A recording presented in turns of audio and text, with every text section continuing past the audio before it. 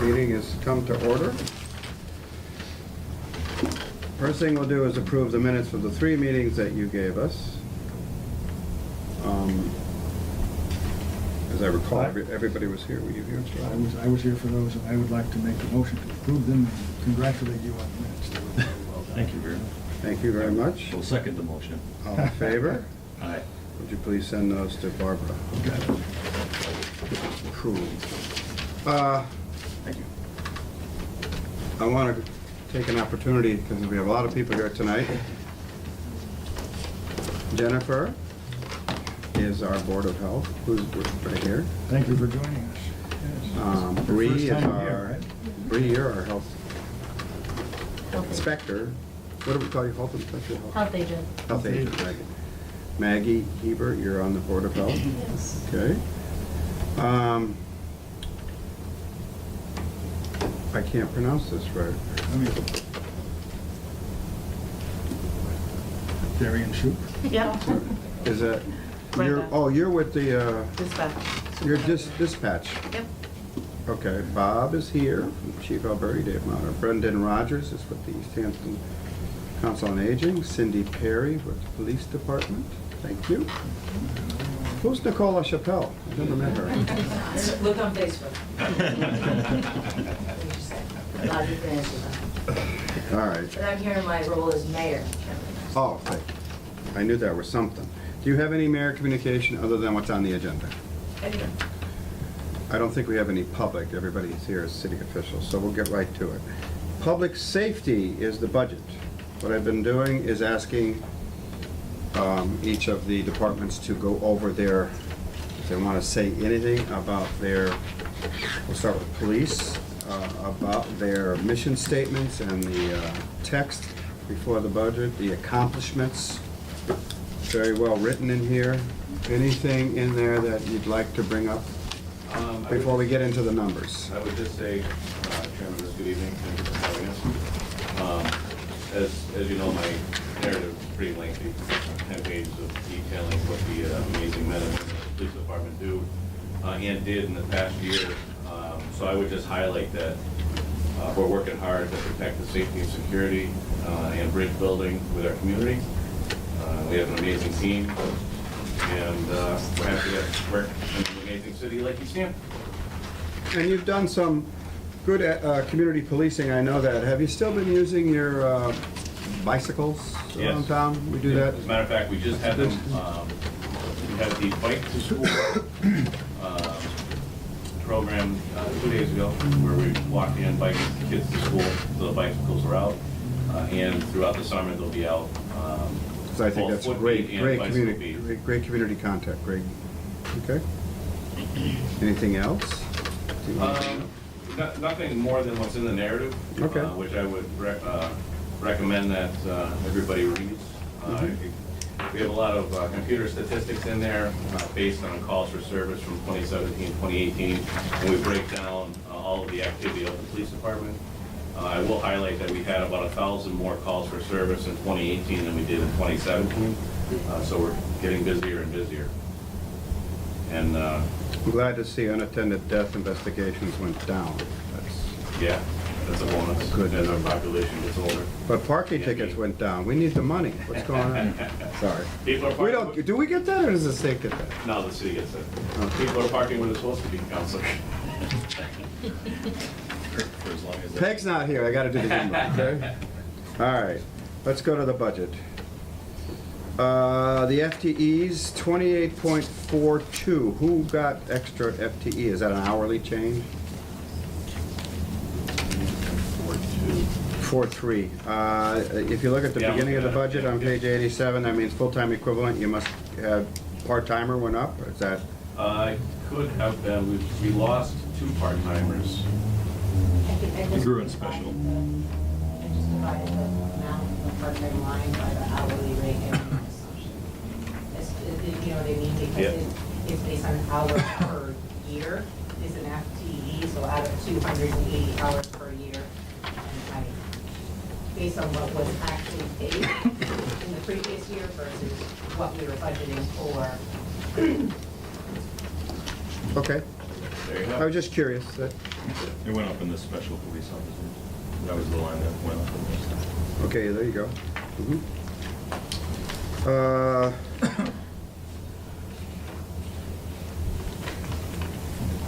So, the budget for 2019, I'm looking at police officers under the description of the accounts. Mhm. Is 1,010,000, and it went down to 987. Is that because we've had a change in, I'm assuming it's a change in officers and the grade or level of payment they're at? That's correct. So if you have somebody new coming in, not make it as much as, say, the person who retired. That's right. And we just had a retirement. Okay. And we're sending one to the police academy, starting in June, actually. Mhm. Okay. And we've had a 3% contract increase in the union negotiations, That's correct? correct. Somebody's happy. That's correct. It was, so the contract that we're currently working in, the first year was a 3% raise, second year was a 0, and the third year is a And the 1.5. 3% starts July 1st. Correct. See you later. Oh, it was Peg. I was What, am about I to making close lunch the noise? door because you made a lot of noise. You want me to shut the door? No, not now. The person who was making the noise is gone. Now that you're in it. No, I'm I'm sorry. gonna sit next to my Man, Okay, I don't have to do humor anymore, Peg. calm down, It might be everyone. safe. Calm down. You can retire. All right, that's all my questions. Counselor Lynch? Overtime, I noticed, went down substantially, 54,060 and 49,017. Do you have the actuals for last year? All I have is the budget of 42,000, but it's even Which line item, Counselor, are you looking at? overtime, Pay. training. So overtime training. Right. It's 30. It's 32,000, it just seems very low, like almost 20,000 less. Is that controlled, is that better? It's always a line item that I struggle with. Okay. We do a lot, as I'm sure you will expect, we do a lot of training, we do a lot of state mandated training, and there's a lot of training that's unfunded state mandated training, in addition to legal updates, and then our specialized units have their own specialized training that we're responsible for. So we put in, our requested was 37, and we're at 32, but that's just strictly training. Yep. And what we've been doing, it's a practice that has been very successful since I took over. If I have a full complement on a shift of, say, 5 officers, and I'll run down to 4 officers, which means I'll have 4 cars on the street, which during the day and on the 4 to 12 is my unwritten minimum mandatory. Mm-hmm. We don't have a minimum mandatory like the fire department has in our union contract. But if I have 5 scheduled, and say it's a 4 to 12 officer, but they want to go to a training during the day, what we'll do is we'll take them off the 4 to 12 shift. We don't have to backfill them on overtime, and we put them on an admin schedule to send to training on a particular day. Okay. Same thing with the midnight shift, same thing with the day shift. We do it a lot, and it saves a ton of overtime. And it's good for the administration, because I'm getting the training, I'm getting the officers the training that they need. Yeah. And it's good for the officers, and I have a very young department who are very, very training hungry. So it works really, really well. It's nothing that's negotiated, it's not in the contract, but it works both for the union and the administration. So we're able to keep that number down. That's great, I mean, I like that process too, and I was just kind of wondering too, because of training, are there grants available for training? There are. Any of that kind of stuff, so we could supplement some of that. Yeah, we do line, that, too. yeah, we do, absolutely. Thank you on that one.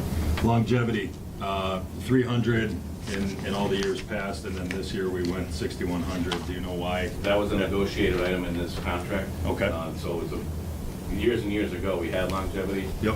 It was negotiated out, and the union negotiated it back in this contract. That's where that comes from. That's fair. And we had court time. 16 was 11,000, 17 was 10,000. We budgeted 20,000 last year, and we went up to 26. You requested in 19, 30,000, so I'm just kind of looking at that line. It's increased a lot. You know, you asked for more, but this year you got what you asked for. Why would that go up each year? So this is a reflection of how busy the police department is. So court is it's basically overtime. So unless the officer is working a day shift, and court is obviously Monday through Friday days, Yep. but a lot of the activity for the police department, our busiest shifts is a 4 to 12 shift, and on weekends 4 to 12 midnights. Of course, the days are very busy. But court is a minimum mandatory contractual, minimum mandatory 5 hours for each officer that goes to court. So if they go to court for a criminal case and it's quite a few days, they're going to get paid 8 hours per day that they're there if it's their days off. For all traffic hearings and any court-related item, as soon as the officer steps foot in the courthouse, it's 5 hours of overtime. Automatic. But I will tell you, more often than not, as soon as they step foot in the courthouse, they're not leaving anytime soon. Sure.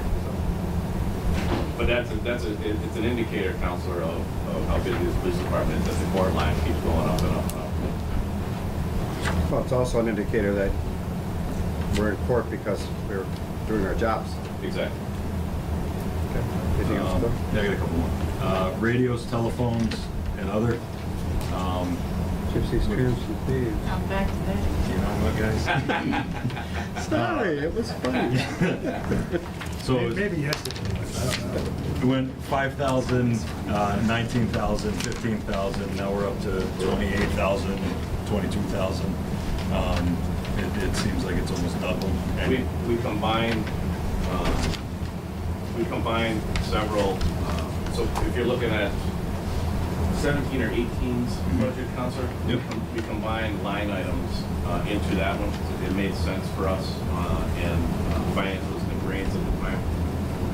Because we had telephones and computer services, I believe, were the two that were separate. Okay. So we combined them into one line item. And that's why you see the big jump there. All between 17 and now. Yeah. When did it change? 18? Might have been 18. I don't remember off the top of my head. it was 19. It was last Was it year. 19? Yeah, it was last year. Like the last 2 years. Yeah, because it was only 15,000 for 18, and then it went to Right. 28, so it almost doubled. That's why if you looked at, well, that's supplies, I'm sorry. Go ahead. So education and training, this might be more towards the mayor or Melissa. We were taking it out of the departments and putting it into one line. Police is staying in education and training, All public safety is. has to stay there. Okay. And that's All right. because we have to. I can explain that for the police department. I'm sure it's the same for the fire department. My police lieutenant, Bill Kelly, is in charge of training in addition to his other duties. It's a collateral duty. And I will tell you that police training, as I explained earlier, it really takes up 50 or more % of his workload. And that's not something that I think I would be comfortable saddling with a very varied and busy HR. And it's very specific to our jobs. And we have, in our jobs, we have specific departments, specific roles, and some very, very specific training. Includes firearms training too, doesn't it? Included firearms training. I don't think Jane's ready for that. She may or may not have Oh, I asked me think for a she's firearm. All right, I'll And then the Peggy's last, filling in for you. the only other line I had off of this was the food service supplies. It seems to be a new line, $500. I know it's minimal, but is that a new No, line? that's fine. So what happens with that, and this is I believe this was it was a vision of my old chief. We would have major incidents, and the officers would be working a lot in a particular incident through breakfast, lunch, and dinner hour. And there's been quite a few times where I would pay out of my pocket, or my old boss would pay out of his pocket to feed our officers while they're still working, working on a case like the DB guys, and other agencies that would be here. And it's something that's common practice among, like we go through mutual aid and help out, at the very least, we're over there helping them at a major crisis. At a minimum, will feed us. Yeah. So that's the best explanation I can give you for that. I get it. I mean, it's making it a better place to work, and you're feeding the people helping you out. So I definitely And understand. particularly because they're working. Round the clock. Yeah. Yep. That's all I had. Hey, Pete? Thank you. I'm thinking about that, and working extra hours, overtime, I can understand. I agree with you. I think that makes sense. Otherwise, I wouldn't be so happy with that line. Well, item. it's not very often, thankfully, it's not very often, right? But I would hope we'd also, during the ceremonies, that you'd have some sort of budget available. Yeah, and a lot of the ceremonial stuff comes out of the police association, which is a separate entity. It's a volunteer organization. Right, exactly, yeah. That certainly makes sense. I'm going to jump around here, if I may. In-state travel, looks like you've reduced from 2,500 to 0. Is that We combine that. correct? Yeah, so, Counselor, we combine that with our education and training. So we combine 5710 with 5314, Got it? That's why that went up. and that's why that went up. It made sense, because even not all of our travel for training is in-state, quite a bit is out-of-state, so Right. it didn't make any good sense to keep it. And it is, the only time we're in-state traveling is for education and training, so it made sense to combine those two lines as well. Supplies and services. What, can you give us some example of what some of those expenses are? I'm looking at, well, That's the total of the that's whole the budget. total. On the overall, Counselor? That's the That's total of the the whole total. budget. He was Sorry. just looking at the. I was looking at the Oh. line item, and I thought we may be related to another. We're good with that. Okay. All right. How did we save $5,000 on uniform allowance? You had been budgeted 26,000. You put in for 26. That was cut back to 21,000.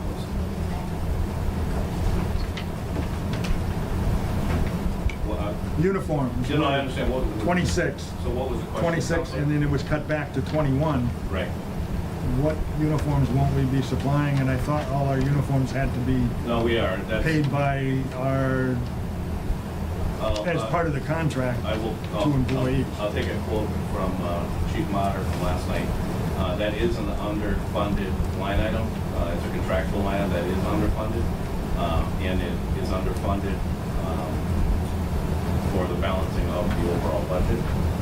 Would be my assumption. What do you typically spend on uniforms a year? What was the actual bill? 22,000 in 16, 28,000 in 17, so we're in the ballpark. It wasn't funded in 2018, and it was 5,000 in 2019, so I think 5,000? Correct, so I think, I don't know what the actual is, obviously 19 hasn't finished, but Well, you've spent 26 is. 21,000 through Yeah, 21, 22, through March 28. So, of this year. and so what that is, Counselor, that's actually a uniform allowance allotted to each officer of $750, I think it still is, which is, our uniform allowance hasn't changed in many, many years. Nope. And I will tell you that it's on the very, very low scale compared to other departments for uniform allowance. You mean other police Police departments departments. in the state. And it includes like bulletproof vests. The bulletproof vest we get on a grant. Oh, so that's not part of it. It's That's not just part of it. Okay. Just- But their dress uniforms are regular uniforms. Right, regular uniform changeovers, if we mandate uniform change, comes out of Okay. that, if equipment gets broken, Okay. worn, promotions, great point, promotions, we approve that kind of amount, we do uniform, and, a lot of times, as the council well knows, that the uniform can get damaged in the course of doing our jobs. Line item for sergeants, 5 sergeants. Five patrol Was sergeants. budgeted this year for 274, 250, and that went to 348, 348,000. That's a 3% increase, isn't it? That's more than 3%. Much better than how much. That's $50,000, almost $75,000. 274 to 348. You see where we're at? I'm at a disadvantage. I have the 345.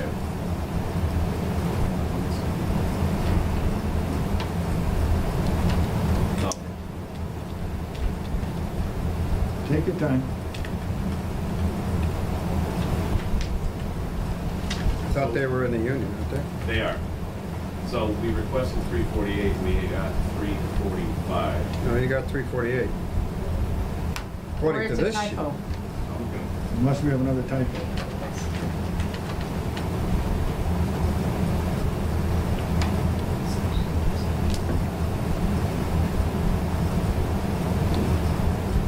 Is that not the sheet?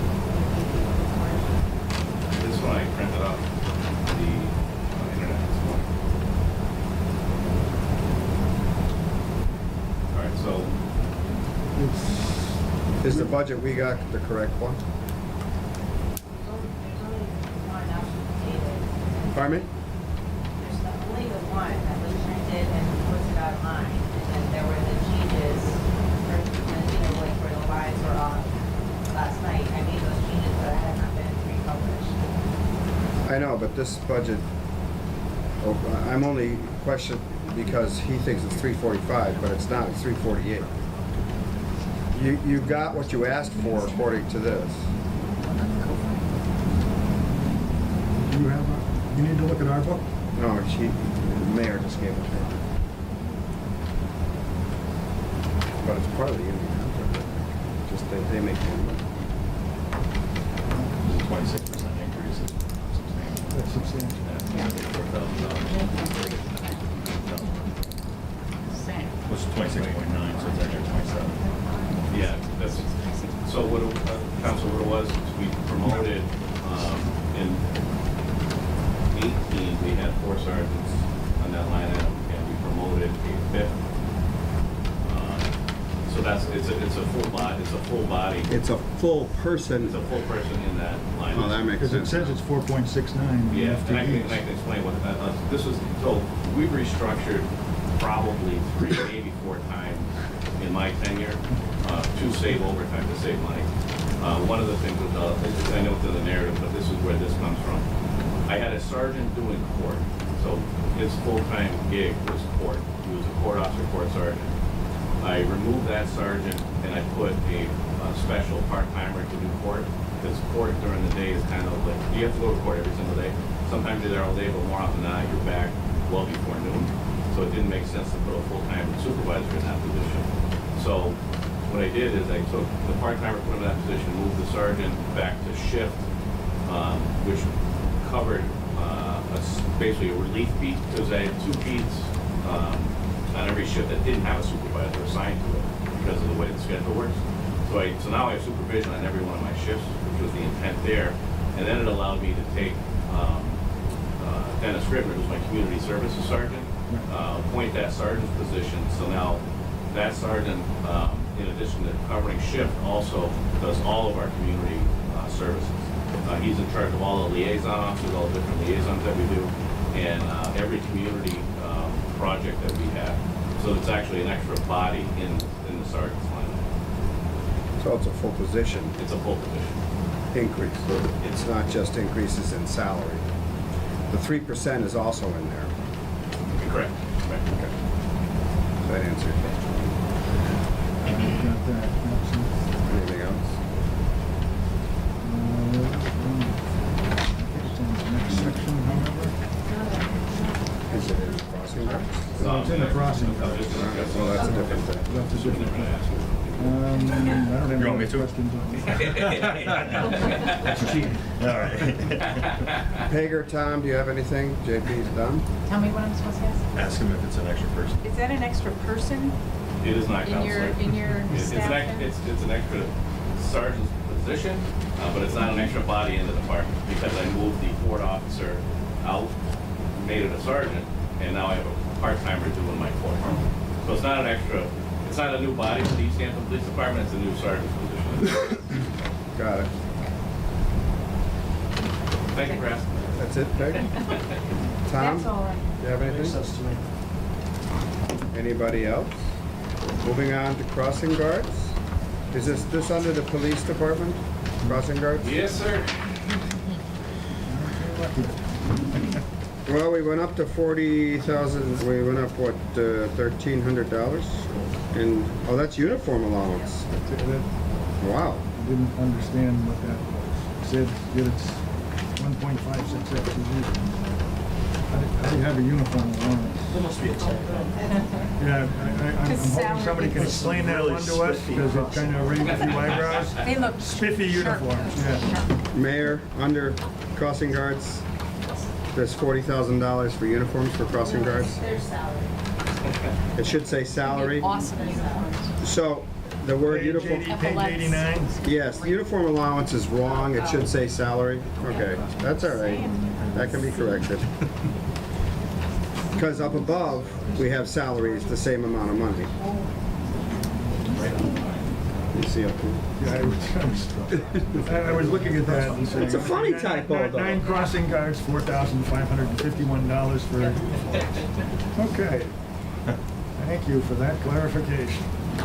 Good, I have no questions. What equipment did they get cut from? What equipment did they get? Like the stop signs or the? Stop signs and vests. Okay, so you didn't really, you thought you might need that, but you'll be okay without it? Yeah, we have 9 that are equipped now, so if there's retirements or changing in personnel, we'll take that equipment back and reassign it. I was gonna say, they don't get to keep it, right? All right. I did see one wearing a crossing guard badge the other day, which I hadn't seen before. Well, you know, they want to feel important. Net should get one of those. I stopped this morning at Whitebrook. This is a funny aside. The young boy was walking down the street on Old South Street to cross. He was at least half a block up, but the crossing guard saw him coming, so he stopped all the traffic and waited for him. I thought that was great. They do a good job. They're up against it down at Park Street for sure. That rotary will be handy there, let me tell you. Okay. I have one question. Oh, I thought you did. Since we're talking about the intersections, I know when we talked about the intersection where Annette is at Clark Street and Hoyoke Street, Yes, sir. is there any other way to make that any safer by putting up any kind of equipment that might warn people in another way? I think what we're doing with our sidewalks and the cones, I know it's had some response from people who are not happy. I think it helps people to focus on where the crosswalks are. They're able to see them better, they can anticipate. If there's some other way, something that we could do that might signal the upcoming sidewalk, when the kids, a cone 50 feet up the road, 100 feet, with maybe a flag that says crossing today, or students.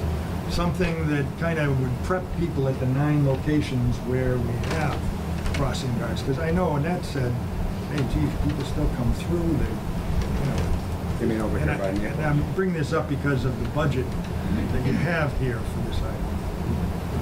So the best answer I can give you, Counselor, is in addition to continued enforcement there, which we do the best we can with our calls for service. I know that a lot of that will be addressed when Cottage Street revamped for sure.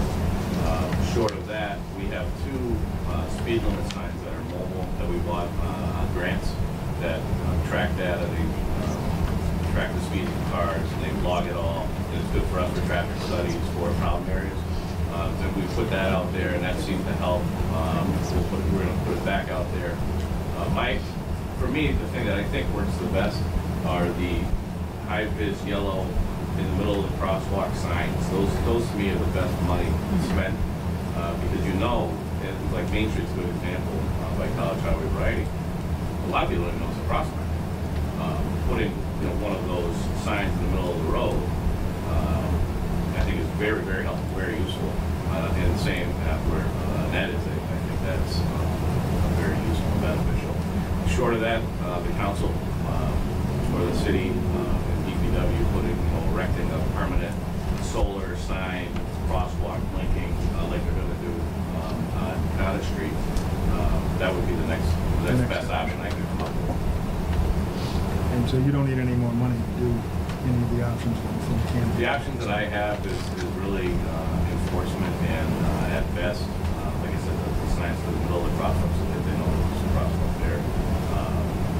But it's difficult. We did put our sign out there, we put it back out there, and it's amazing to see. It's like landing on a runway with people coming down Hoyoke Street, when they get to that corner, it's like you can see the steep drops in the speed limits and the speeds of the cars. Right. Literally like coming over a rumble, because you can't maintain that speed around the corner on the Cottage Street without crashing into them. And we've had that happen. Thank you. That it? Crossing guards interact with the police force. Like if someone blows through one of those crosswalks and nearly runs some people over, do they have any ability to communicate that to the police? What they do a lot of times is they'll take down a plate number, and most of their communication is with Cindy. They'll give her the plate number that somebody else ran them over, and then Cindy will get it to me, and then I will dispatch an officer out and knock on a door, or another department to knock on a door, and let them know that we know that they've got crosswalk or killed somebody. Don't do it again. We're going to cite you. We can't cite them after the fact, but we certainly will knock on the door.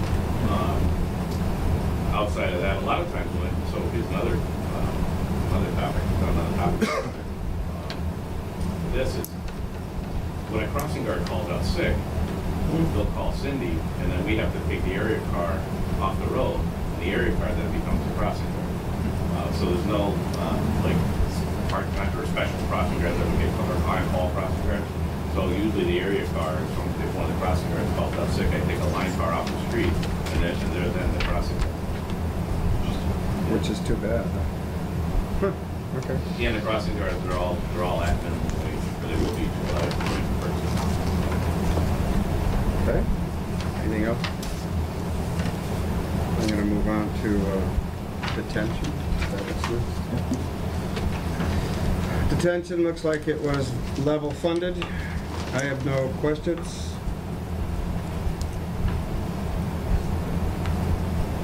This is the supplies and services in detention. I'm assuming what?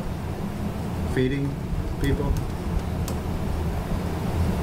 So it's a fee that we pay to To jail? the regional lockup, so we don't have to hire detention attendants. Like when I first started, I actually was a detention attendant here, where they'd call me and I'd come in and I'd punch a 15-minute clock for prisoner watch, and it was a line item, but it was a budgeted line item at the time.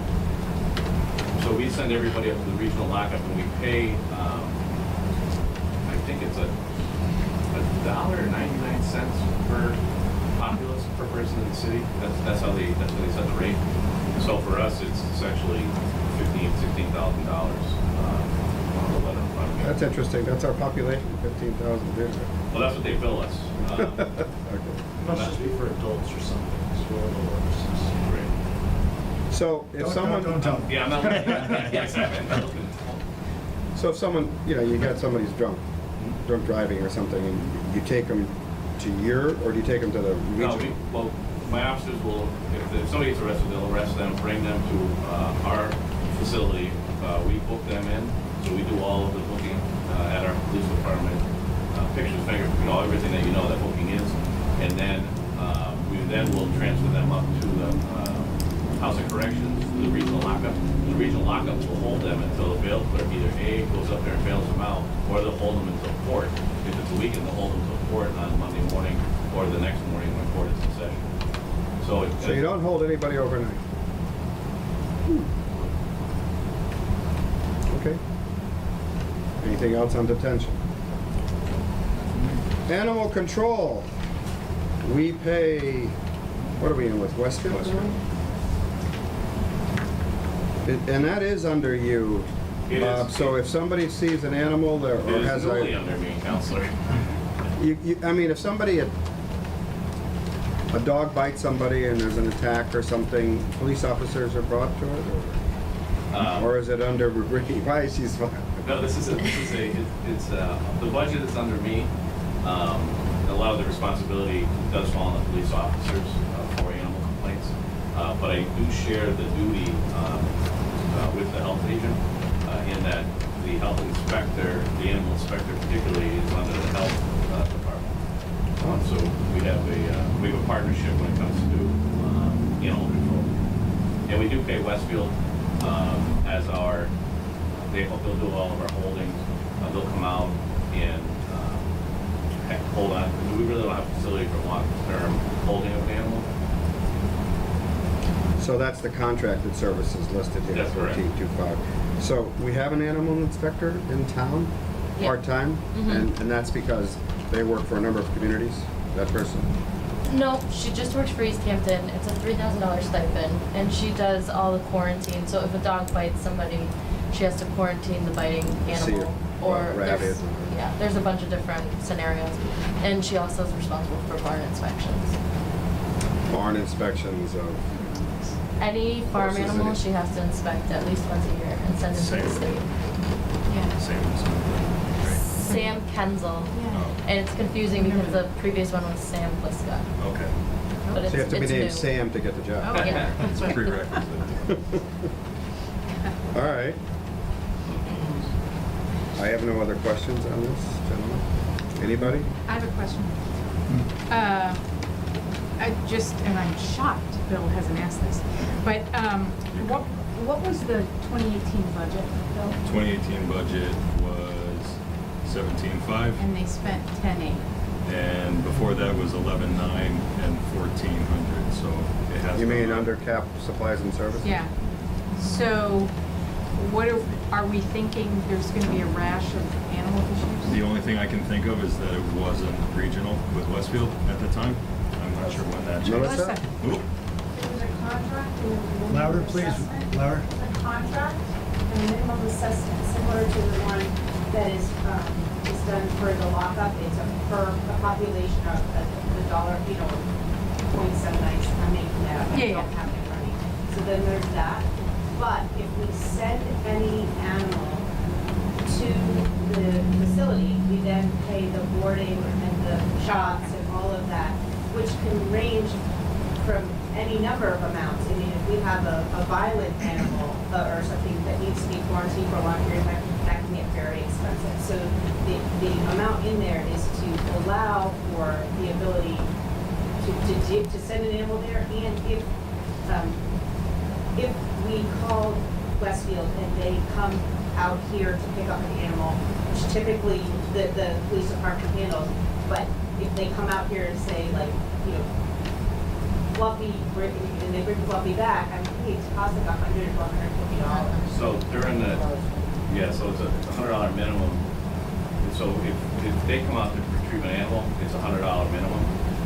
So what I do during our working hours, a lot of times, if I can spare a cruiser, I will send an officer with the animal and deliver it, save $100, and they're just over the line in Westfield. So we do that to try to keep that cost down as well. And that My supervisor- Westfield thing is a new thing. Probably It's under Karen. 5 years maybe. I think it was Karen's first year. Yeah.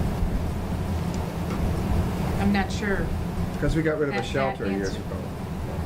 Right, so because it's not habitable, so we needed an option to house the animals.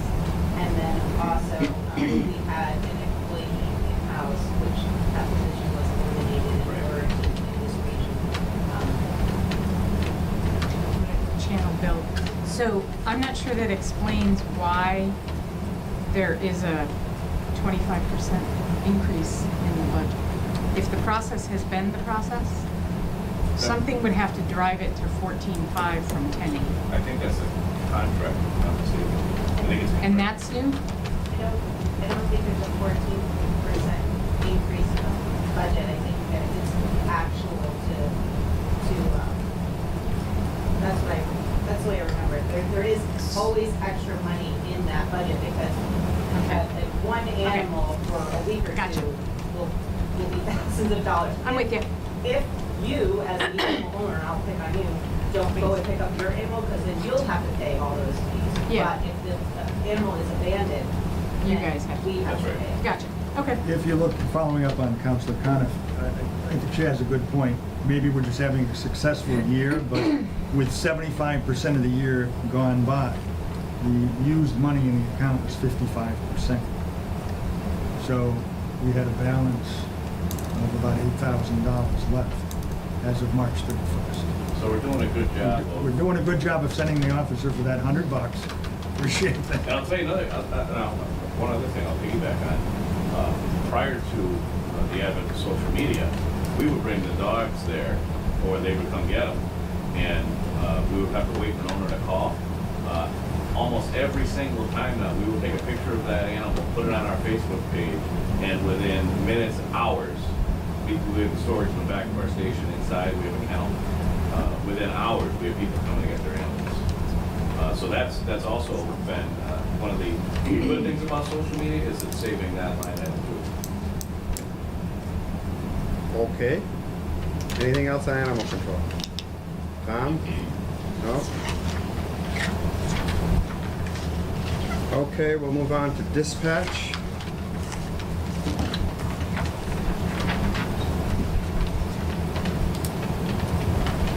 The only question I had is we had an increase in FTE from 6.5 to 7.13. I assume that's a part-time change or something? That's correct. I'm looking on page 94, and I apologize. I should have allowed you to talk about your narrative and your goals and objectives. But we know what they are, but I've allowed everybody to say that. If there's anything you want to say about dispatch, that we just are recently got, well-trained people there that text 911, so now we're receiving text messages for emergencies. really. We're also receiving all cell phone calls. They're not going regional, so if I call 911, It will come right go to right to you. dispatch. I am Yes. so happy to hear that. Yeah. So our call volume has gone up quite a bit. Is that, just for me, is that because when we called earlier, it went to a regional 911? So if They you may would've not called- send it to you, or they may send it to somebody else because they thought it was more in Holyoke's jurisdiction or something? So if you would have gotten a 911 call, if you would have called 911, it would have gone to Northampton State Police. And you were calling about an accident on Cottage Street. Yeah. And they might have gotten 10 911 calls. They might have just transferred over to our city. And So we you would would have get dispatched. one call instead of the 10. And now we get all 10. I mean, Has that become a huge burden? it's a lot of call volume for a dispatcher. Say We yes. have, yes, we have one dispatcher that works at a time, so it's between that and police, fire, and E&D. But from the resident's point of view, there's no, it would seem to me that it stops the delay. We Communication delay. haven't ran into any issues with delays. No, I'm saying now, because Oh, yeah. before Yes, it went yes. someplace else, then it had to come to you. Yes, it was There was a definitely a few delay. seconds while they connected. Yes. And seconds sometimes mean you a got lot. transferred 3 times. Right. And before those it got seconds to you. mean a lot. Mhm. You know, a heart attack or something? Yep, Well, I like it. I know it's harder, but. yep. And do the residents know about the texting Yes. capability? Because I didn't know. I just learned right now. Yeah, we pushed it out a couple times. Matter Yeah, of it fact, was- The state had an initiative to push it out as well. So it's been all over. State probably runs the commercial. I remember seeing a 911, every one 60-second commercial every 4 hours of broadcast time. So if I have my phone not on location GPS, not on, how do they know where that 911's coming from? It will bounce off the tower. In Easthampton. so Yep. they know it's in Easthampton. Right Hopefully on, the guys. person's calling 911 is telling you where it is. Give it a dry run, counselor. But no. This Sorry, is, Peg, I'm filling in that's now. Peg's job. So you know, the commercial counselor, you probably saw it, but it's 2 women that are out walking in the woods that are hearing impaired. Oh, One of them okay. falls ill, and her friend texts 911 that, I think it's her sister, or my friend is having chest pain or isn't feeling good, is the commercial that State 911 put out. So they text in, because they're both hearing impaired, and there's no TTY on the cell phone, so they are able to text in. That's the commercial that State 911 put out. That's an excellent example. Well, that's all. We just had a little increase in the FTE then there. It sounds like you need, well, you had 7 in 2017, and now you have 7.13. You able to cover everything? But again, the part-timers have fluctuated over time, and so the only thing I can do, because they don't have a fixed schedule, now they do, and they didn't used to have a fixed schedule, now they have more of a fixed schedule, but sometimes they get used more than their fixed schedule in order to accommodate to not use overtime. So again, I just took the number, took the base rate for a part-timer and divided into the Okay. number of hours in order to try and give a good estimate. So in 1 year, we might have used more part-timers, and the next year we weren't able to because they didn't have them available. But that doesn't mean, it's not actually the way you budget the position is like, well, if we're gonna put, I don't even know what the number is, like 20,000, how many hours is that worth of a part-time dispatcher's pay? Makes sense. What's the, so those are part-time shifts or whatever, what's your average? Is it 15 hours, 20 hours that you would do that Yeah, formula? 24 hours. a 24 week. hours is the part, okay, From Okay. 16 to 24 Nice. hours a week. that makes sense. I actually, now it clicked in my head. Took a day and a half. So also, so $45,000 I've taken and used for towards my payroll, from my 911 grant also. I noticed you cover. requested 25 for part-timers, but you basically were level funded by the mayor. I assume you'll be okay. I'm looking at the third line down under account descriptions. Part-time dispatchers, yeah. Yeah, it was 25,000 requested, 15 is about what you budgeted Yep. the year before. You'll be okay? Because of my grant, I will be okay. right Oh, now. that's why. Yes. Was that a continuing grant with It's not part of the fees that guaranteed. we pay for whenever we have a cell phone? We're paying 911 fees, emergency fees, et cetera? Say that again, I'm sorry. That's where the, yeah, that's. Which where the money comes Exactly, from. right. So Yes. Brenda's got a $45,000 or $50,000 grant. Yes.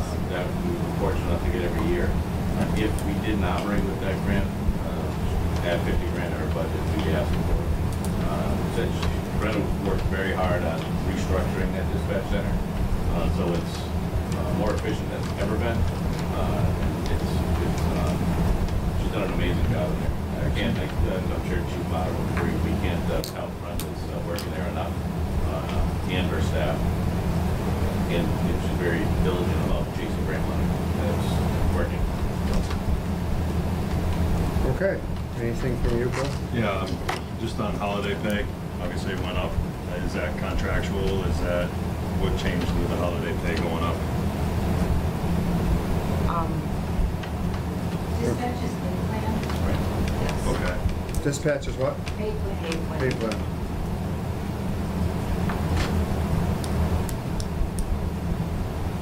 So why would the holiday pay? So why the holiday pay go up? I think it's a change in calculations. Yeah. Pay rate. So the numbers are different on our pay rate. So if a dispatcher works, is scheduled, if they get raises, the money, every holiday they work or whatever, the budget will go up, or the money will go up.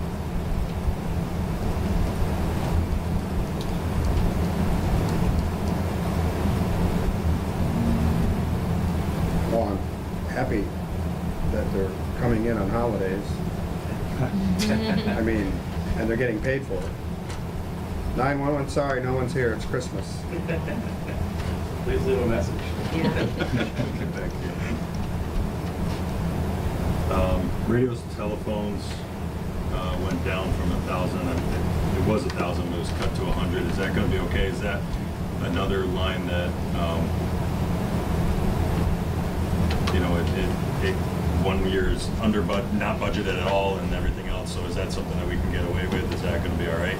And we'll partly grant, and again, it's a grant savings. Part of the grant is for equipment. Okay.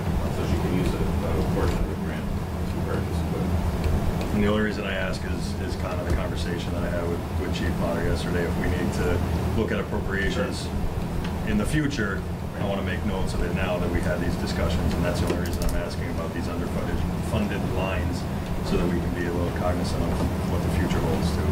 So we're in, as far as equipment goes, we're in a real good position in dispatch. Okay. Almost all of the equipment in there, courtesy of the state and the grant, is virtual brand new. That's awesome. That's good stuff. It's all digital. That's all I had on that. JP? Dispatch. It looks like dispatch overtime in our current expenditures, so I'm taking us to our current expenditures, not the budget, already exceeded, is at 32,000 and the original budget was 10,000. Grant. And the current budget for dispatch overtime is 10,000. But she's saying there's a The grant. grant will cover Yes. all those expenses. Yes. Good. So we That's- have a 10,000, but you have the grant money, which is Grant not money is shown in the in our balance. expense. Right. Which was a total of, between the regular pay and the overtime, total $44,054. Good. You like grants. Me too. Taxpayers do too. Question about the uniforms. How many uniforms do folks buy in a given year? And is this contractual or is this something that we just do? It's a pay plan. employees. Pay plan. We give them uniforms, right? Yeah. Right, so can you explain? So the full-timers get 2 full uniforms when they start, I'm sorry, 2 shirts and a pair of pants when they start. And the part-timers will get a shirt, 2 shirts. And then twice a year for the full-timers, if needed. If needed, up to twice a year. When during the year do they normally buy them? When they first get hired, Yeah, and then I would say like halfway, like maybe halfway through. halfway through? Yeah. There's been no expenditure in that account to date. Just curious. Up to 12. Good. Okay. You go fire? Yeah, they did have one other question. That had to do with education and training at 1,500. I presume you're taking money from the grant for I also education and have a training. Because separate grant. 1,500 does not cover much. Doesn't And that cover seems much like at you all. need so much training for that position. Maybe So tell me, yeah. I have a grant also for training that I use, which is 10,000. So all of my dispatchers, mandatory each physical year to have 16 hours of training. So we each have to have 16 hours, and plus my new dispatchers that get hired, they have to go through a large amount of training. So I use my 911 grant to pay for that. Good.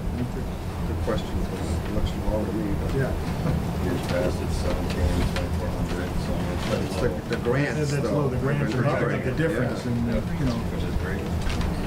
Chief Mater, accomplishments, trends, narrative, anything you want to say before we get to the numbers? No, I don't want to kill you, it's all in writing. I don't want to bore you to death. It was Okay. like everything in public safety, it was an extremely busy year. Good thing with me, when it's a busy year, that means ambulance cash receipts are up, so, It's a busy year for ambulance calls. We haven't had a lot of fires, right? no. But the ones we have had have been pricey. Now, given our, just to inform the public, we have the equipment necessary to service tall buildings like at Eastworks. We have the fire, the ladder trucks and everything. We can handle any fire in this community in any building. Yes. All right. The only number I want to ask about is under incentive. You have the same FTE. So under incentive, you asked for 203. You got 180, which is level funded from the year before. Is incentive union contract true? The percentages, the increase is because all new firefighters are not entitled to that incentive until they have 1 year on the job. So we may hire somebody that has a bachelor's degree in fire science, business administration, or emergency medicine. They don't get paid for the first year. So a lot of them now are taking the opportunity to complete their bachelor's degree in their first year. So right now, I would say within a year, I will have 3 people who previously have not had any education incentive are going to get the full percentage. So you were requesting it because you're anticipating that incentive cost. And mayor, I guess you're gonna pay for it when you have to. That's how it works. Well, you don't want to put it in the budget now, you do a supplemental later. Okay. All right. Fair answer. I think it's a fair question. Absolutely. I think it's a very fair question, yeah. When it comes up, Very, very in- good question. when it comes up in a year, that's Yeah. what we can do. Well, okay. And there's the off chance that they don't do their degree and you don't have to pay it, so, okay, from her perspective. I don't have anything else under fire that is alarming to me, so, Bill.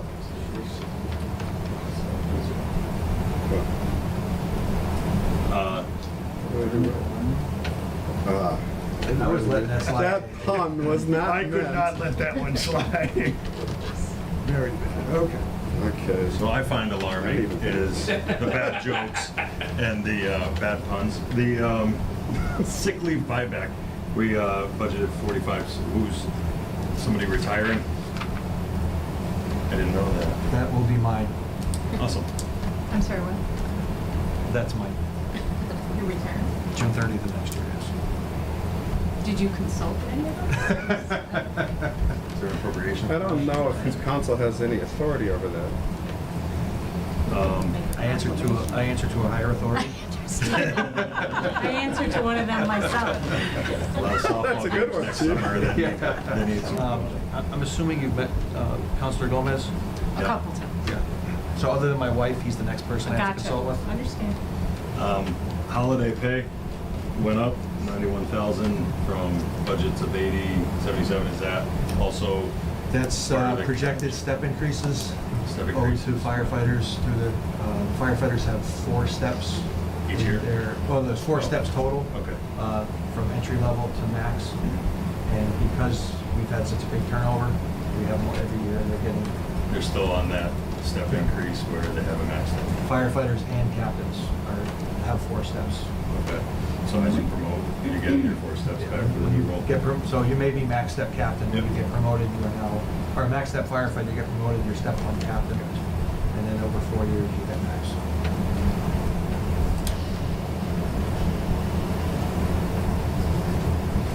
Radio, telephone, and other.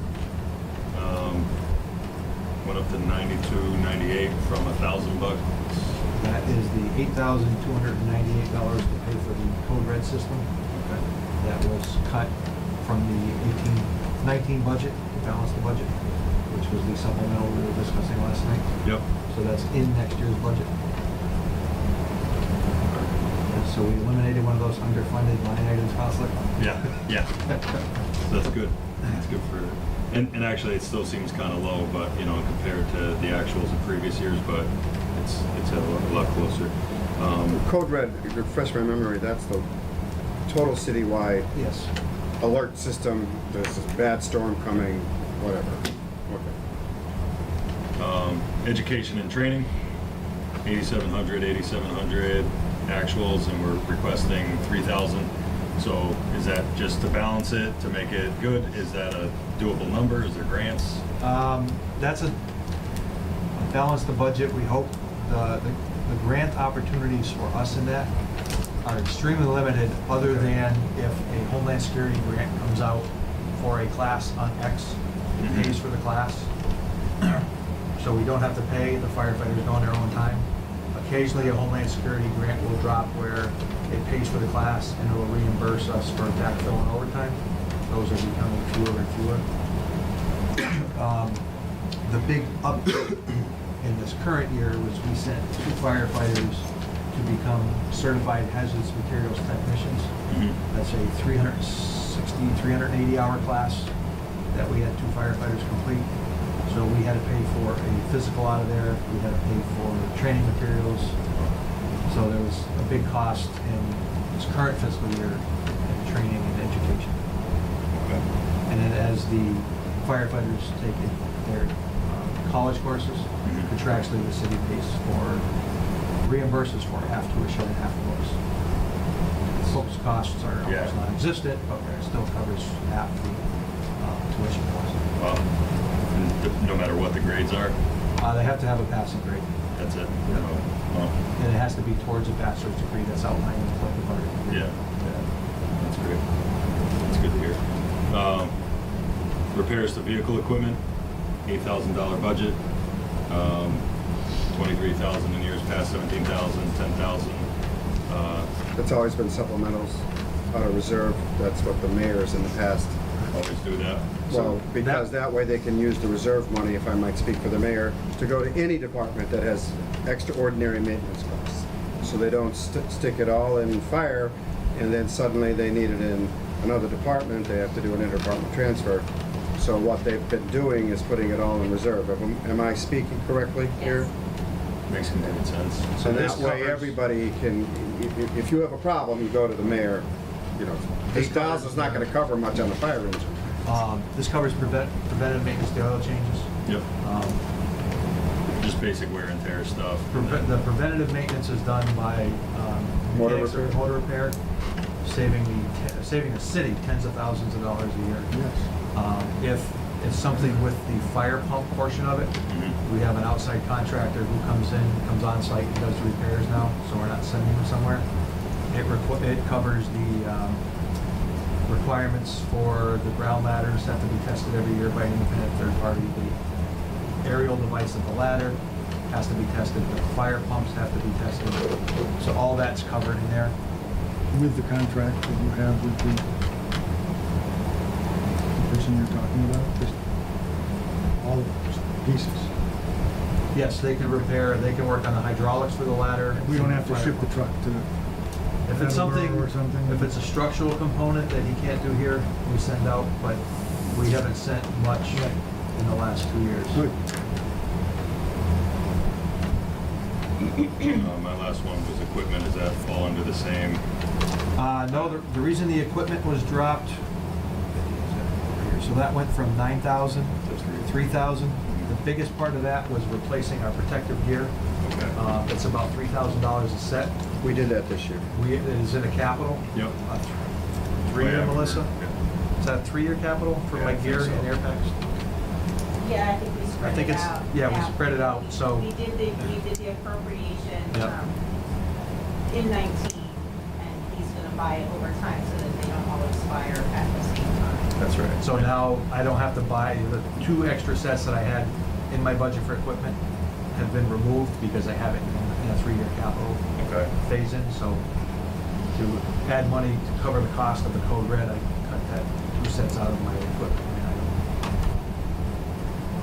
Now, how does that work exactly? So that, say it's 3,000 each year, so, you know, you have $9,000 set aside for it, you buy it, get the 3,000 this year, you know, all the money doesn't just go into free cash at the end of the year, right? There's a balance So when that there's a rolls. separate, well, Valerie can talk about it, there's a separate appropriation for capital. Because I Well, if something is voted separate from the budget as an article or a capital appropriation, the money can be carried forward for 3 years or until the project is completed, whereas a budget item can only be encumbered into the next year. So it has to be something that you've already ordered in that year, and then you have to pay, and you haven't paid for it yet. Then you can encumber the money into the next year, but after that, it's gone. So this allows me to, instead of only buying 1 or 2 sets and with 27 sets that have a 10-year life, Right, 2 or 3 year doesn't work. right. This allows me over 3 years to phase them in, stagger the expiration dates. Yeah, that's great. So the next person isn't stuck with that headache of 27 sets a year at $3,500 a piece. Right. Expiring at once. Yeah, I just was kind of curious because if you're going to be out of the picture, is the next person going to know all the stuff that's coming up and, you know, and that's available and that as these things expire? It shows up on my expense, Right, so you give. my expense report, right? And it's in the capital plan.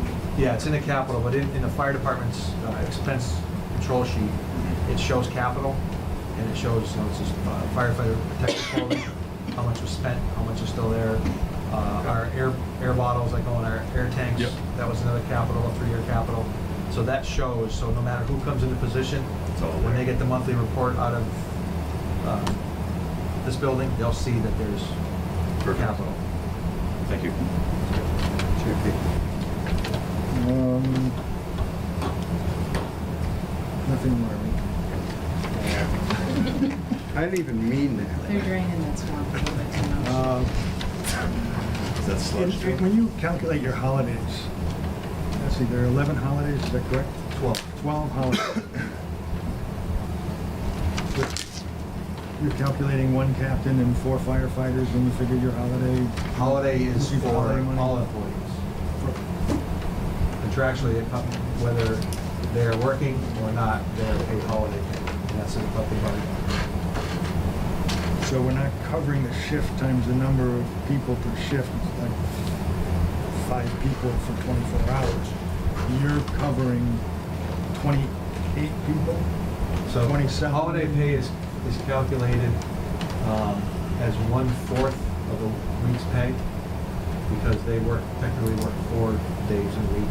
It doesn't add up anymore with the 24-hour schedule, but a holiday is 1/4 of a week's pay. Did you count that as an evacuation day that is one of the holidays? I don't remember what the I other. counted 11 with Patriots Day. There's 12 holidays. Good Friday, maybe? The day after Thanksgiving, possibly. No, that's not. Because I calculated what, New Year's Day, Martin Luther King, President's Day, Patriots Day, Memorial Day, Independence Day, Jewish Labor holidays? Day, Not Jewish holiday? Columbus My Day, birthday.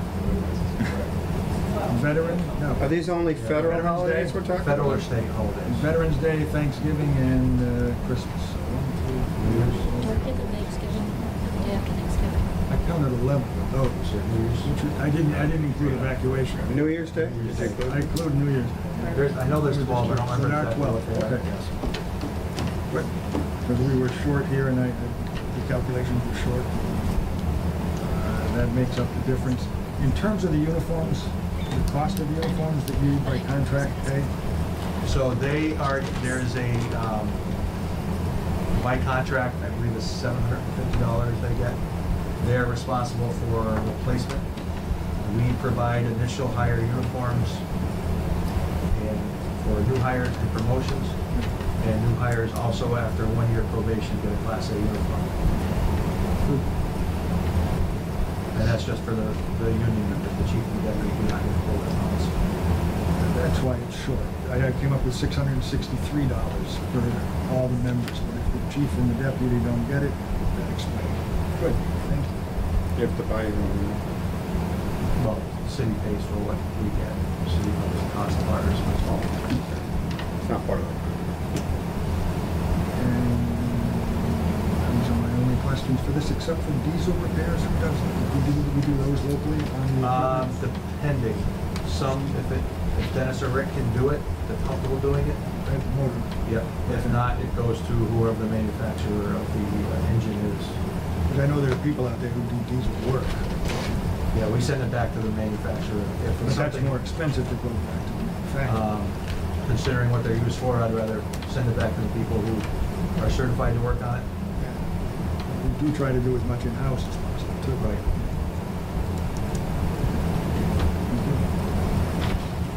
Peg or Tom? Nothing? No burning issues. Building inspection? Oh, I'm sorry, ambulance. So ambulance isn't about employees, but what's the salary line? So the salaries in ambulance, the first one, the 5130, that covers the, so I have 2 people who oversee ambulance operations, an EMS coordinator, who's like an ambulance manager, and then an advanced life support coordinator, and they have a team of 3 that do quality assurance. So by state law, every ambulance call we do is overseen by a committee for quality assurance. They have to look at everyone, it's from making sure the patient's name, address, date of birth, social security number is right, to making sure the treatments follow protocols. You know, when you're talking 2,000 something calls, they can't do them all on duty. They try to do them on duty, so it covers overtime for them to come in for quality assurance. Ordering supplies for the ambulance, and when we have our annual ambulance inspection, They're with the inspector as well as preparation and then correcting any findings at the time. So most of the money is incentive, which is training. Right. The EMS incentive is the big one, and that's the stipend that the EMT basics and paramedics receive for the collective bargaining. We have mostly paramedics, don't we? It's, I think, out of 27, there are only 6 basic EMTs. And are their incentive to move up to paramedics, is that something else? There is, but it's mostly the, I can't say old guys, but the senior members of the department are the ones that are basic EMTs, so they're not gonna put in the, it's a 2-year commitment to become a paramedic. Okay. Bill, what do you think? On the incentive line, it jumps pretty drastically from 2016, it's 211, 224. Then we have a budget on 225, and then we're looking for 261. Is there a reason that's increased? Same as the education, so there's step increases that go with that. My last 2 captains are paramedics. That incentive is based on their base pay. So that base pay just went up, going from firefighter to captain. So that drives the incentive higher. Okay. Miscellaneous professional services, we're looking at 20,000. That seems lower than actuals in years past. What is that line relating? That's the third-party billing company we use for ambulance billing. Which is what we just appropriated Right. on. So we set at, When it goes up, we're doing well. when I come back looking for money in that means. That's the line that we want to come back. And Melissa, Oh, 2 years that's ago, good. we renegotiated. Somebody's sick. Yeah, 2 years ago, and I Budget-wise, it's good. down. Yeah, so 2 years ago, Melissa negotiated a new contract with the company, and their percentage that they charge us dropped. Oh, that's good. So we're making more money, but they're collecting less, Mhm. so that's why that stayed flat. Okay. Office supplies, did that leave from this department to go to the general office supplies one? No, what I eliminated that because we started looking at the $300 was in there. Yeah, it was minor, I So just, to figure out what was being used for ambulance versus the fire. versus what was being used for fire, Mhm. I was probably wasting more of my time and my administrative assistant's time Sure. to figure out which toner should go if that's fire ink. So we just eliminated the $300. Oh my God. Who's paying what? Yeah. Maintenance agreements, I mean, I get it. That went up to 10,000. We just got a new ambulance, right? So would there be maintenance agreements that would increase or wouldn't be under warranties The and increase stuff? in that is because the 2 older ambulances, the cardiac monitors have now come off of factory warranty. Okay. So the maintenance contract that we have to have with the state, the cost that we're now paying for a maintenance agreement. Because when we're under warranty, you don't have to worry You know, about it. the good thing Less. with the cardiac monitors, well, for $35,000, I shouldn't have to pay for anything. Yeah.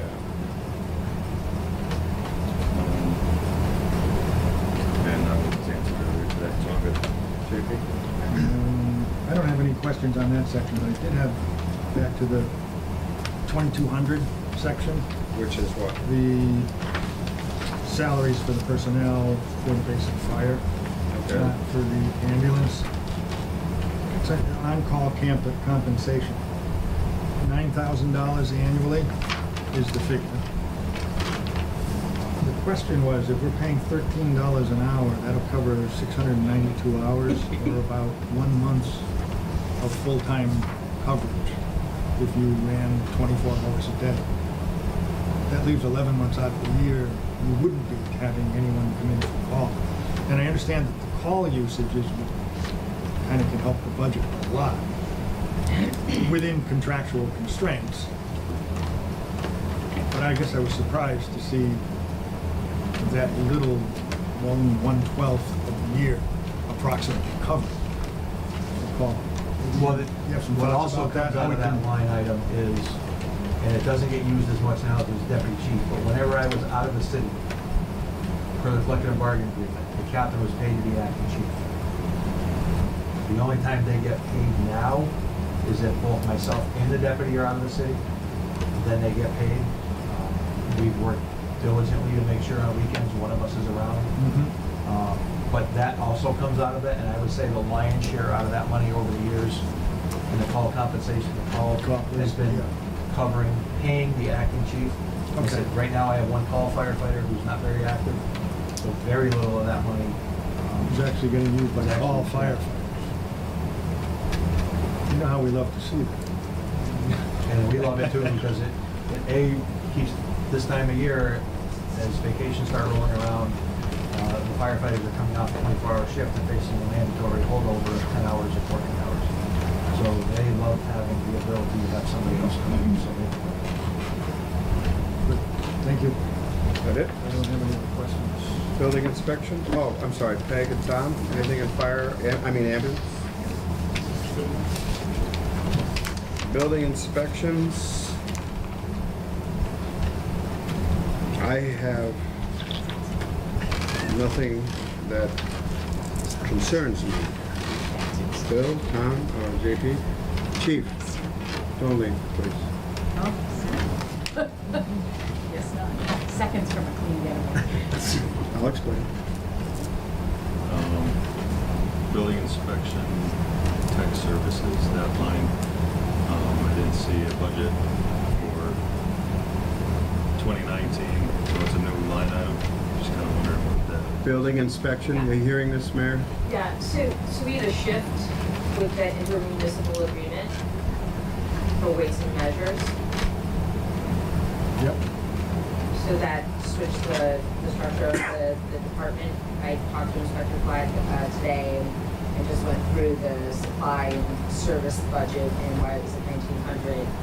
And he said it was just in between. They expected to recapture the fees, and they raised all of the fees and weights and measures for the first time in decades. So, That was the only line I had questions. JP? No question. Okay, we're done with public safety. I've been thinking a lot about, Councilor Krasinski, your issue of not doing a motion on supporting these, and I have to say I'd like to. We have the information we need, and with the, I don't think it's fair to ask the department heads to come back if it's your intent to alter these in some way, the budgets at the end of the year sessions. So I'd rather do a motion to accept now, unless there's some compelling reason not to do that. And I don't see one. So as chair, I'm gonna ask for a motion, and I'm gonna make the motion to approve the public works budget, the public safety budget. And I'm just gonna read it. You could object, but I'm still gonna do it. Because they're here, and if you have a problem with something in the budget, or you wanna cut something, they ought to be able to respond to it. They can't respond to it if they're not here. And I don't think it's fair to call them all back in at the end of all the budget sessions. The other thing you could do is if you have something you're thinking about doing, we'll do it at the full council. So I'd rather do these motions now. I've been thinking a lot about it. I understand that's your position.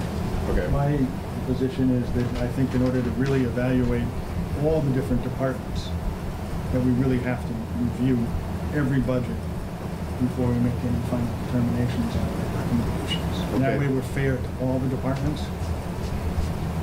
I don't understand, because each section has to be dealt with independently, that it's gonna affect each budget. But that's my position. And I've done this for 20 years, so I'd like to. Sometimes things change. Okay. So. My feeling on the public safety, so nothing was eliminated or taken out, i.e. education and training, like Public Works was, now going into a different discussion on another day. These all seem pretty cut and dry, and I'm okay with the public safety one, voting on that one personally.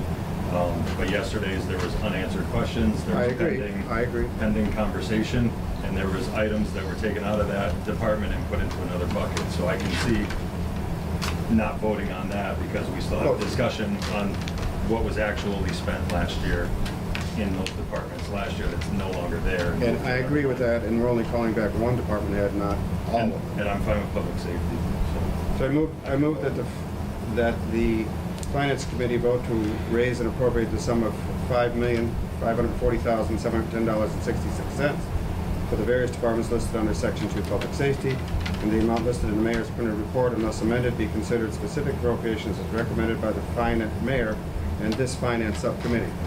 I'll second. Discussion. All in favor? Aye. Aye. No, No. Okay? For the reasons stated, to be fair to every department. I think once we've heard that from Would you everyone, please hit the then record, we it was can 2 to 1. Good. Okay, sure. evaluate I've made. our okay. recommendation and make the recommendations. All right. I just want them to be here. If there's something that you wanted to change in the department's budgets, i.e. cut something, they ought to be here to defend their budgets. So chiefs, thank you. Moving on Thank you. to human services. It's because we already did animal services. Trying to bring the level of humor back up. Peg, you're failing us. I am You're letting me do it, and that's not good. Lions and tigers and bears, oh my, is Not that? touching it. What was your? Gypsy tramps. Yeah, tires, Tires and chains and. oh my. Oh boy. Board of Health. Hi, guys. Hello. Thank you for your service. All of you, even the hired people. No, seriously, it's a tough job. You gotta go into a restaurant and say, hey, fix this. And, you know, affecting a business, maybe closing them down because of an issue, that's a difficult job. Same with the building commissioner. And it's tough, but we support that. And I just wanted to ask, as I've asked all the other department heads, anything in the mission statement, accomplishments and trends that you'd like to bring to our attention? I know we could read it, but we're also on video so the citizens can hear. Anything you want to say about it? Some of the highlights is for 2018, we set a record for total number of food inspections and total number of all inspections. We did hire, well, animal inspector was put under the health department, so we did hire somebody and create that position. And I created all new applications because we had just one template application which didn't work for all the different types of things that people could get permitted for. And those have all been added to the website, which has been easy for when people call, we can just divert them to the website. We permitted 9 bars that hadn't been permitted ever, but are considered. Wait, go back. Haven't been permitted ever, and they've been in existence for how long? Brass Cats, what? 30 We're not plus picking on years. Brass Cats. No, but they've been here for 30 years? They're just, yeah, so a lot of the bars that don't serve food weren't permitted, and when I got here, I'm like, oh, I'll just go inspect one of the bars. It should be a quick inspection, and I was looking at our master list, and none of the bars were on the list, and they are considered food establishments under the food code, so. Even if they're not serving, but they might be serving pretzels and chips. Yeah, so any type of ice is Still considered. gotta wash the dishes. Yeah, ice is considered a food. Really? Beverages, exactly, sanitizing the dishes, the cups, all that kind of stuff. Refrigeration. I am shocked that that was missed by not just one, but other health inspectors. Yeah, so we were able to get that done, and Is that a cost to those businesses to get their permits? They had to pay for it. They should feel better about it, though. yeah, and we redid our fee schedule as well because it hadn't been done since early 2000s, so we are extremely outdated. And bars are considered, and we redid the food establishments to be designated by risk, and they're one of the lowest risks, so their fee is not going to be The like, bars on. Yeah, I think they're a risk 2, and the only one that's below that is prepackaged, non-potentially hazardous foods only. Are those risks established by the state? Or We established it. you established, the Board of Health established? And the fee structure, is that given guidance by the state? Or? Nope. So it's again set by the Board of Health, but I took. But you look at other communities and what they're. I did probably 9 or 10 other local communities, and we are either close to the same of the other communities. We're not above average Okay. in really any of the fees. So we really just brought it up to the 21st century. Are your inspections current? I mean, in the sense that you still have a lot more to do to catch So up? that's part of, yes. So out of our, for 2018, 52%, which is 52 actually, because we had 100 establishments, Really? weren't inspected at all. And that has been the main issue for us, is with the growth of the city, with food trucks, temporary food, new establishments, we've been extremely reactive. I've really only been able to inspect complaints and opening restaurants. We have not been able to do routine. We're inundated with housing. We get a lot from the police and fire.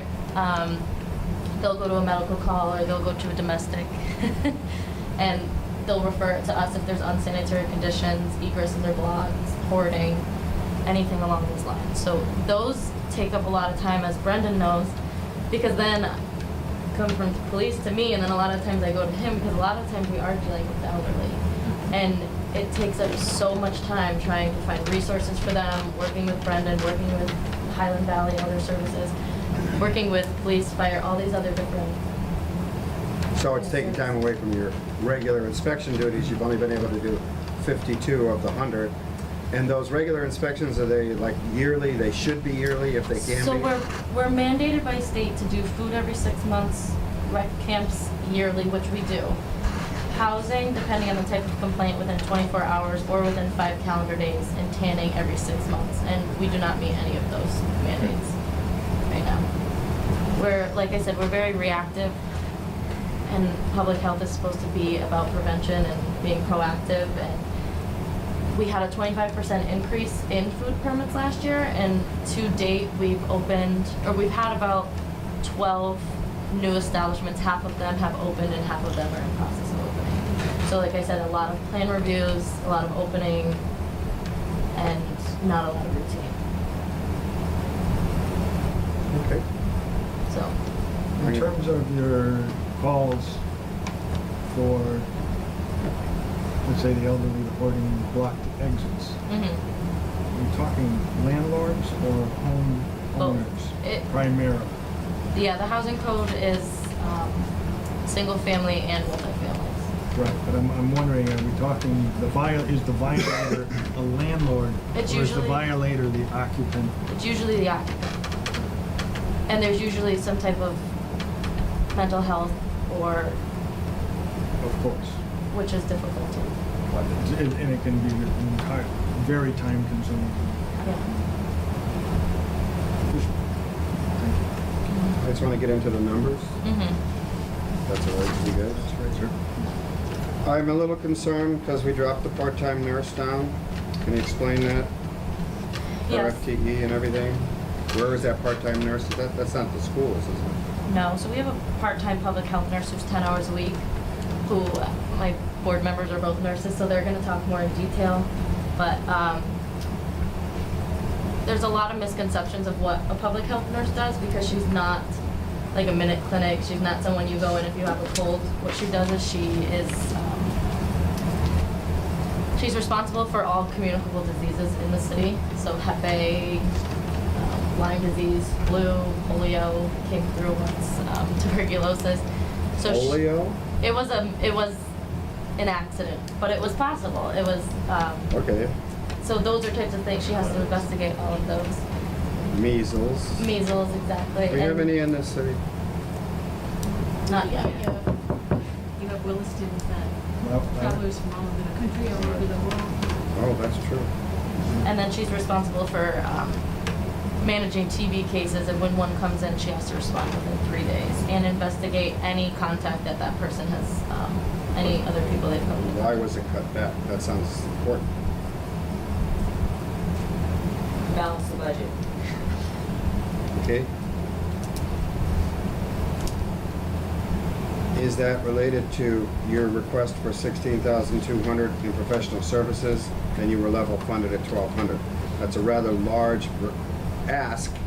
I'm just curious what that ask was about. That was $15,000, which at the time that I requested it was for a contractor to do our food inspections for us. Since To then, help you catch up. yes, some towns do South Hadley has a contractor that does all their food inspections for them, but they don't do the re-inspections. So I kind of rethought that, and at this point, I think it would make more sense to have a part-time, 10-hour-a-week employee. Because they could do, you know, they could do 5 inspections in a day, and then I have to do 5 re-inspections a week later, so it's not really gonna free up any time. You're talking about the contractor. The contractor would, but if we had an employee, they wouldn't be just food, they could also do, you know, the little couch on the side of the road, or trash, or those types of other nuisance complaints that we get as well. So it's not what I originally asked for, but I've kind of rethought it since then. So that $15,000 was for a part-time, 10-hour-a-week person to help us get into compliance with the state mandates for inspections. Okay, did you want to say something, board members, about the nurse issue or anything else? So, you know, as Bree said, public health nurse she's not a minute clinic. And the amount of time that, you know, we spoke with her, and for 2019, she conducted 35 communicable disease investigations. She has to do surveillance, control, and follow-up. Some of the TB cases, she even has to go out and assist with medications periodically, depending on the status of the case. She also does consults with the school system, health education, things like that. Bree did have an intern this year that did school education on tick-borne illnesses, but with a public health nurse, either 5 or 10 hours a week, there's just no time to do those things. And, you know, it's education to keep all the citizens of Easthampton safe. And she also spends time maintaining health records according to the state guidelines. She has to keep up with Maven daily. That's the system, the state system, to look at outbreaks of, you know, any kind of disease. And so, you know, even 10 hours a week was probably difficult. If she has to, sometimes she has to travel to Springfield for some of her things that she has to do, and, you know, to cut it back to 5 hours, I mean, how are we gonna retain anyone to do that job? And so it's, you know, and then Jen was just gonna speak on some of the Lyme stuff that, you know, it's a big issue in our state and The Lyme stuff? In our area, tick-borne illnesses in particular, plasmosis is on the rise, and it is in this part of the state, and Easthampton in particular. We're very, very endemic area. Other infectious diseases are on the rise. So with the growth of our city also comes the growth of the population, people are coming in. We have Williston, we send international, and all the country population. Well, you don't deal with Williston, don't they have We their don't own deal with healthcare? Williston, but if people come in with measles and other infectious diseases, we're they gonna be dealing transmit. with it. And we have multiple diseases that are on the rise. We have syphilis, gonorrhea, Clostridium difficile, hospital-acquired infections all over the state, and certainly in this part of the state with the insect-borne diseases. So I see the role of the public health nurse as growing, actually, not shrinking. And just, if we had to contract out for services such as giving medication for TB, it would be significantly more expensive. I don't know if you want to speak to the figures on that, but we'd have a visiting nurse. Yeah, we would either have to contract with a VNA agency in the area. Bree did try to outreach to some agencies, but they didn't call back. If we did use a public health nurse, say in Amherst, she would charge $45 an hour. And it's, you know, it's gonna take more than an hour to do some of these things. So, you know, we did look at, and then East Long Meadow, they do use a VNA for a lot of their public health stuff, and it's like $100 an hour if you go through a visiting nurse agency. So this was more cost efficient. Very much. We have, 5 TB cases in town? Right. We did at one point. Right now, I think we're down to 2 latent. Right. But at one point, we had active cases recently in 2017 and 18, I believe. And that requires sometimes daily observation therapy, which is where you have to observe them taking their medication. And they no longer, they used to just bring the TB medicine to Northampton DPH, I believe, but now she has to go to Springfield monthly to get the medication for TB cases. So there's a travel time to Springfield to get there, get the medication, come back and dispense it to the patient. These are patients that don't have their own doctors giving them. No, it's mandated that It's a state law. for some reason the public health Public nurse health, yes. has to Yep. do it. For TB Yes. Yes, so you can and insure. for some other diseases too? I think just TB, in my past experience, like even sometimes when a VNA is in there, the public health nurse still had to administer and oversee the TB medication. Well, I know the mayor has to make tough choices. I'm hopeful in the future this can get back to normal.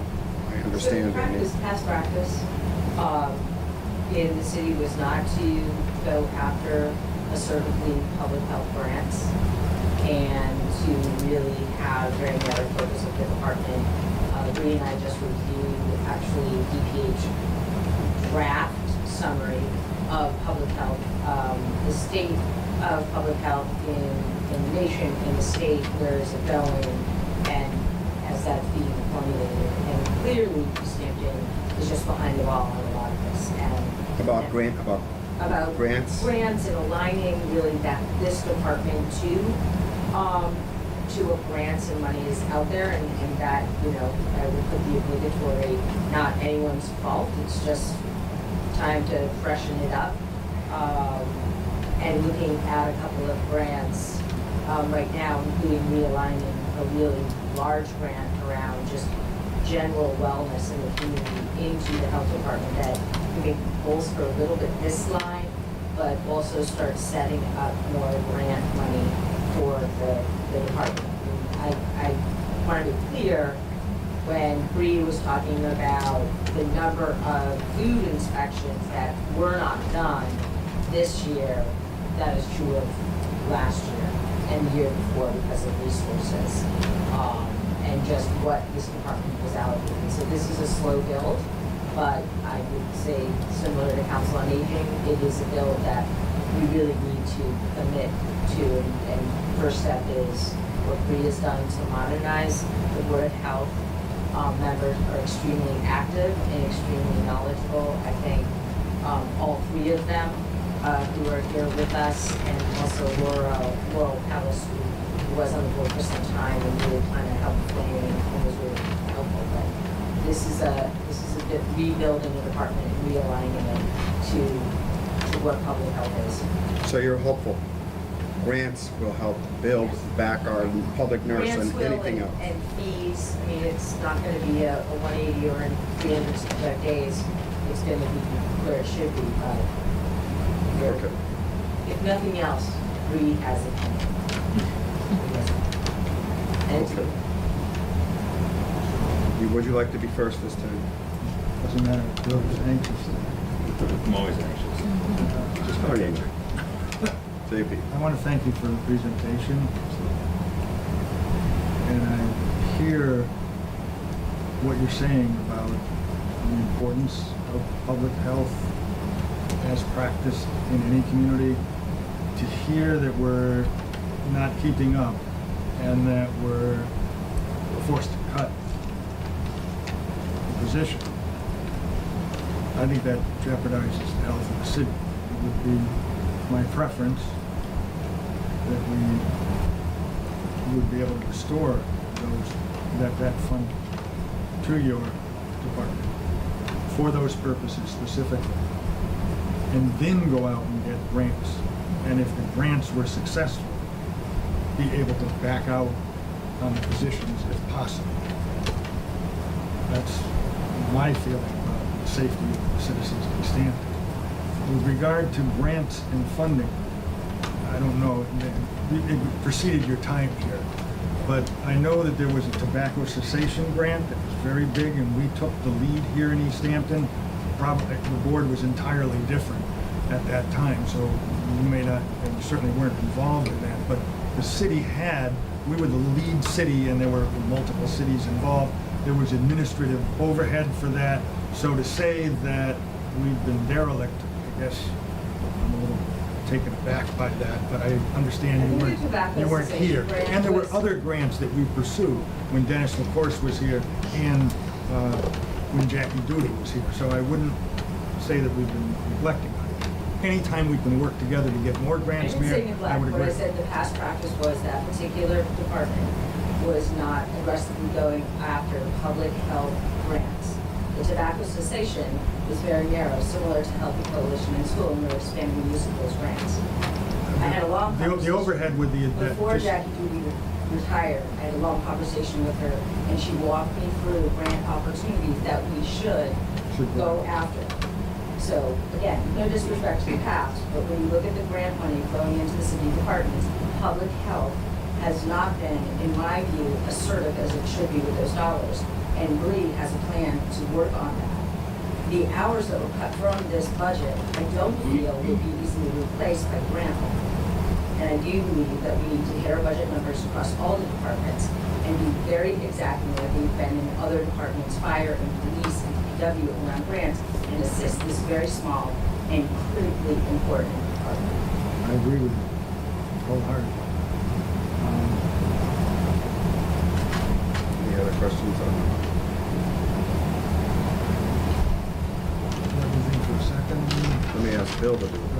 I mean, Recapping on the education training office supplies, this one was taken out and brought into the new form of the process. That's my only question.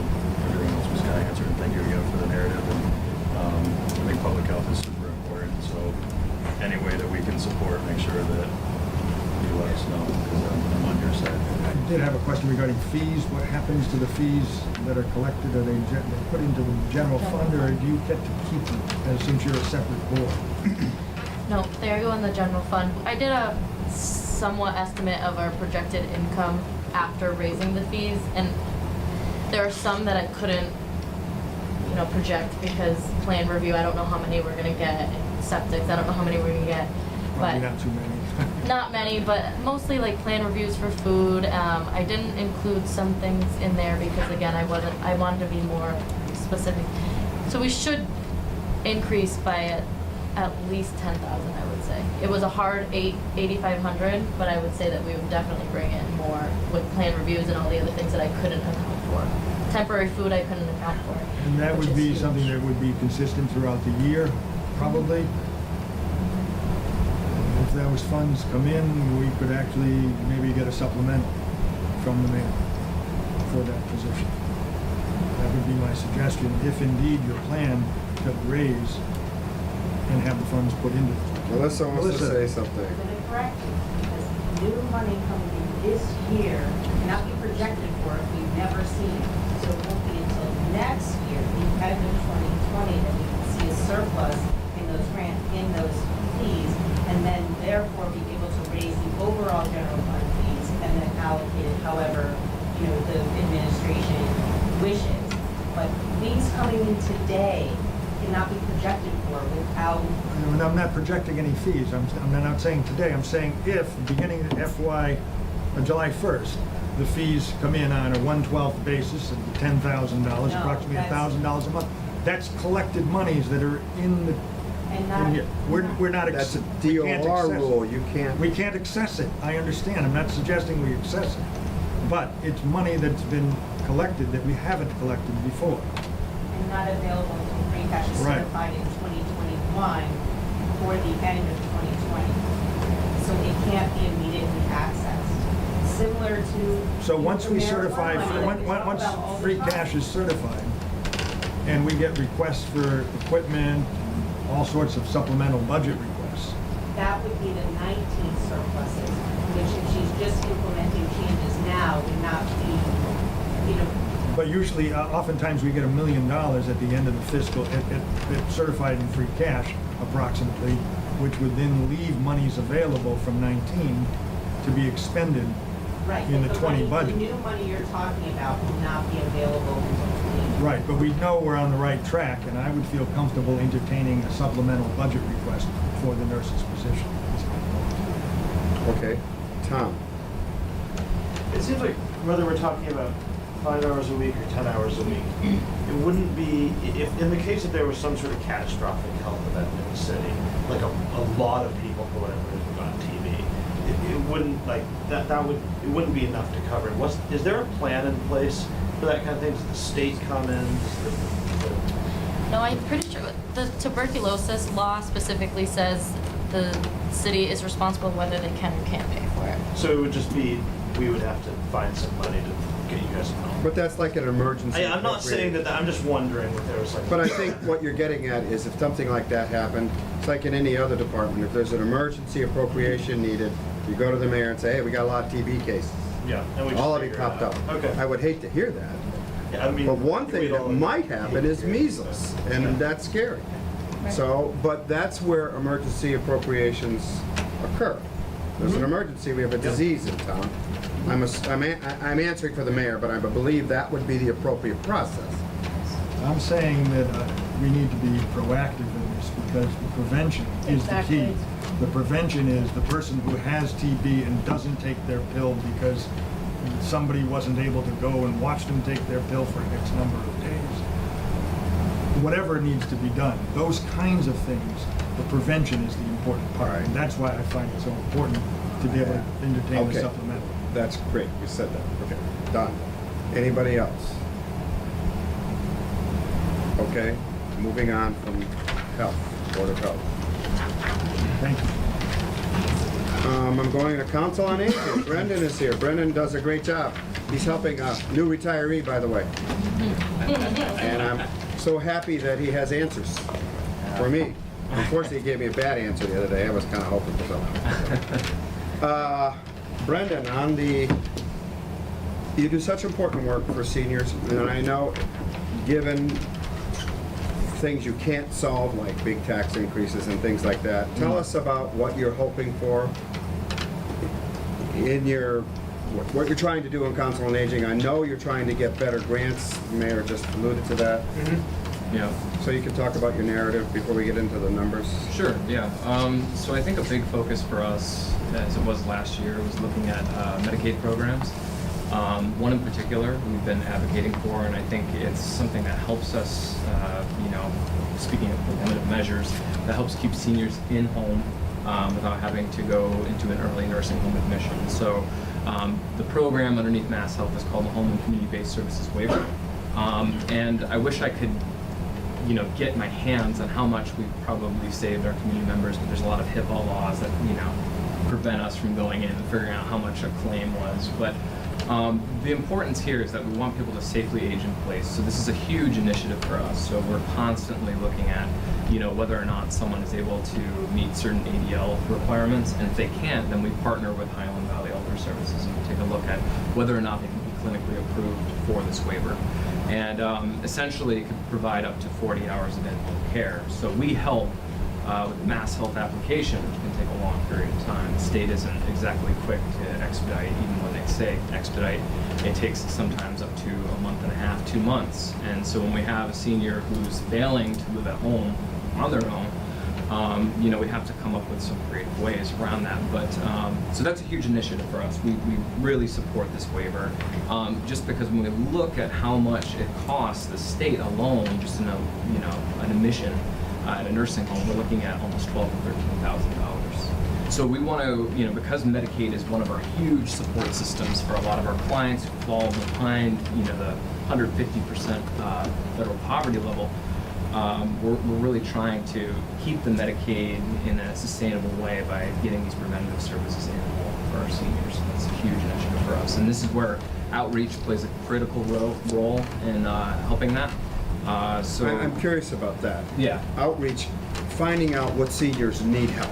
Yep. How do you do that? I mean, you have a list of all the seniors in town through census or something that you can monitor?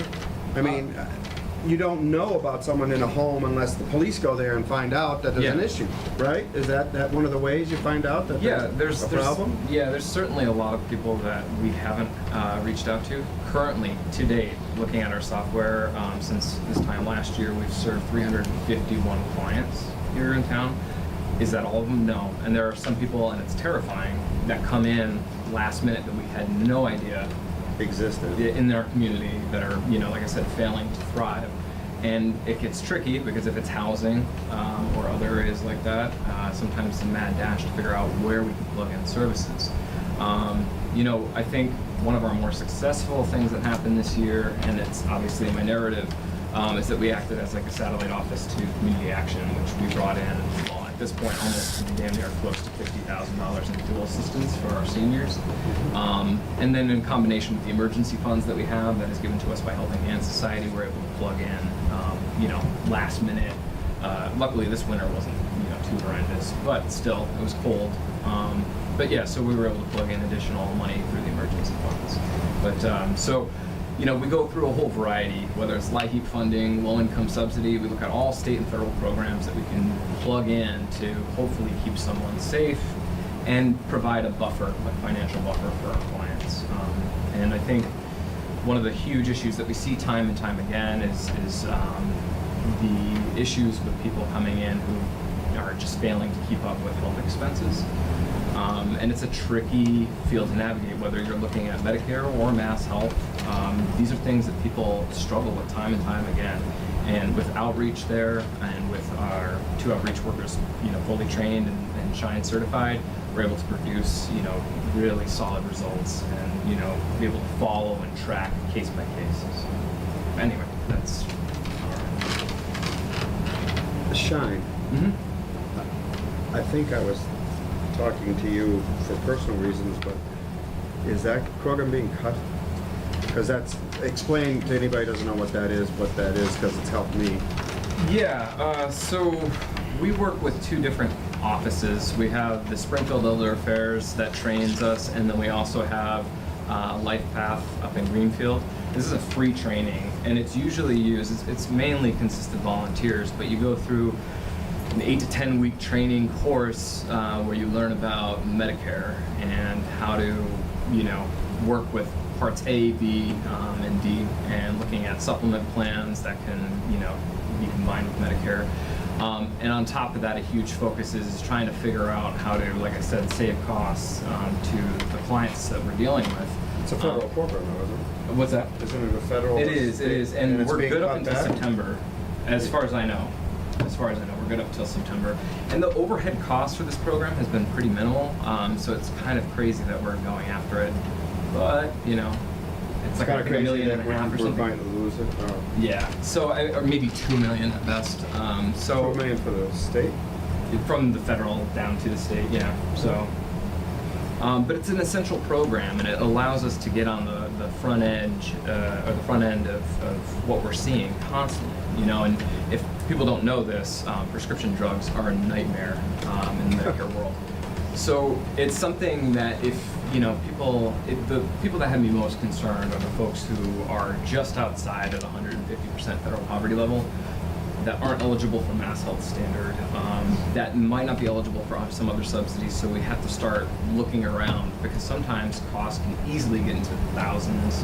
Even if we're looking at a month or 2, we can get into the thousands with medication costs. So it's tricky, and like I said, it's really difficult to navigate. So if you're not familiar with it, this program plays an essential role in helping sort through that. From personal experience, I appreciate that it exists. Mm-hmm. So, any questions other than the numbers? Quick follow-up on Shine and helping out. Drug companies always advertise if you don't have any money, we can help you get your medication for $5. Yeah. Tell See, it. Just What's the truth of that? Just a minute on that. yeah, so pharmaceutical assistance programs, as they call them, are a huge joke. We kind of laugh at them. Certainly we'll use them if we're in a tight pinch. But what they fail to mention is that if you have a Part D in place, sometimes you're not eligible for these programs. So when you say, oh yeah, I have a Part D, they say, oh, well, guess what? You're not eligible because you already have insurance. Some of the bigger Part D companies... doesn't pay that. Yeah. So there's a huge coverage gap. And so when we, and luckily the Affordable Care Act is starting to, clamp in on the coverage gap with prescription drugs. But nonetheless, it's still there. And when we're looking at co-insurance during that coverage gap, that's where we start seeing insane spikes with diabetic medication, cancer medication, respiratory, you name it. So those are the medications that have me on edge when people come in. One other follow-up on It's alarming. nursing home costs at 400, the average cost is $420 a day. The state pays for Medicaid. It comes out to like $12,600. The amount you can keep somebody at home for, how much a day? You mean underneath that waiver program? Under the waiver. Yeah, see, this is once again, it gets into a tricky area because, you know, we can't just investigate costs. So, I mean, sometimes we're dealing with, you know, vendors, you know, home care vendors. Home care vendors. Yeah, that are often coordinated by Highland Valley. But I can tell you, when you look at the cost of a PCA, that's maybe at minimum wage or a little bit higher versus sending someone into a nursing home where they have We want to do doctors. as much of that as we can. Yeah, We need to yeah. support you. Oh, yeah. And so for us, we're thinking long-term for not just us, but the state and how the state helps us. So if we can dodge a $12,000 monthly cost to one of our clients who's not quite ready to go in, then we'll That's gladly all. plug it in. That's good. Yeah. Keep going with the budget. I'm good. Well, I'm in the budget, so if you have a budget question, I don't have any. The only thing I want to ask is where it says grant, EOEA grant, Yeah. are we, accounting wise, do we put that in here, the grant itself? So To this year, balance it? we're trying to show, to the extent that it was projected by Brendan and a couple of other departments, I think we did it for the park too, where we are funding employees directly through Grants. those grants. And to the extent that those departments gave me that information, it's not part of the vote, but it's like, hey, you know, there are 4 people here, and Mhm. they're paid by this grant, and if this grant goes away, in order to maintain level services, We'd have to find the money. yeah. And this is the tricky thing with this grant is that it's based on individual seniors in your community. So for us, this year we got $10 per senior, and it's based off the 2010 federal census. So that's 3,505 individuals divided by 10. So we got right around like $42,000 in our grant, which is great. But now we might not be going into $12 per senior next year. So this is something that, like the year previous, we were dealing with $980 something per senior. So while it seems probably like a few $1,000s here or there, this could be plugged in for programs and services. And so I get a little bit nervous when something that's geared towards seniors is going to be, you know, taking on personnel related. And you don't know how many, your senior population isn't adjusted except every 10 years. Yep, for right now. I mean, I'm Do you wait assuming for the the new new federal census? census is coming out though, right? Or they're working we'll on look at it. So 2020, but then we don't actually really see the results Right. until like 2022. right, so we're still going on with that. Yeah. So anyway, I know it's nervous, but it's a way to fund people.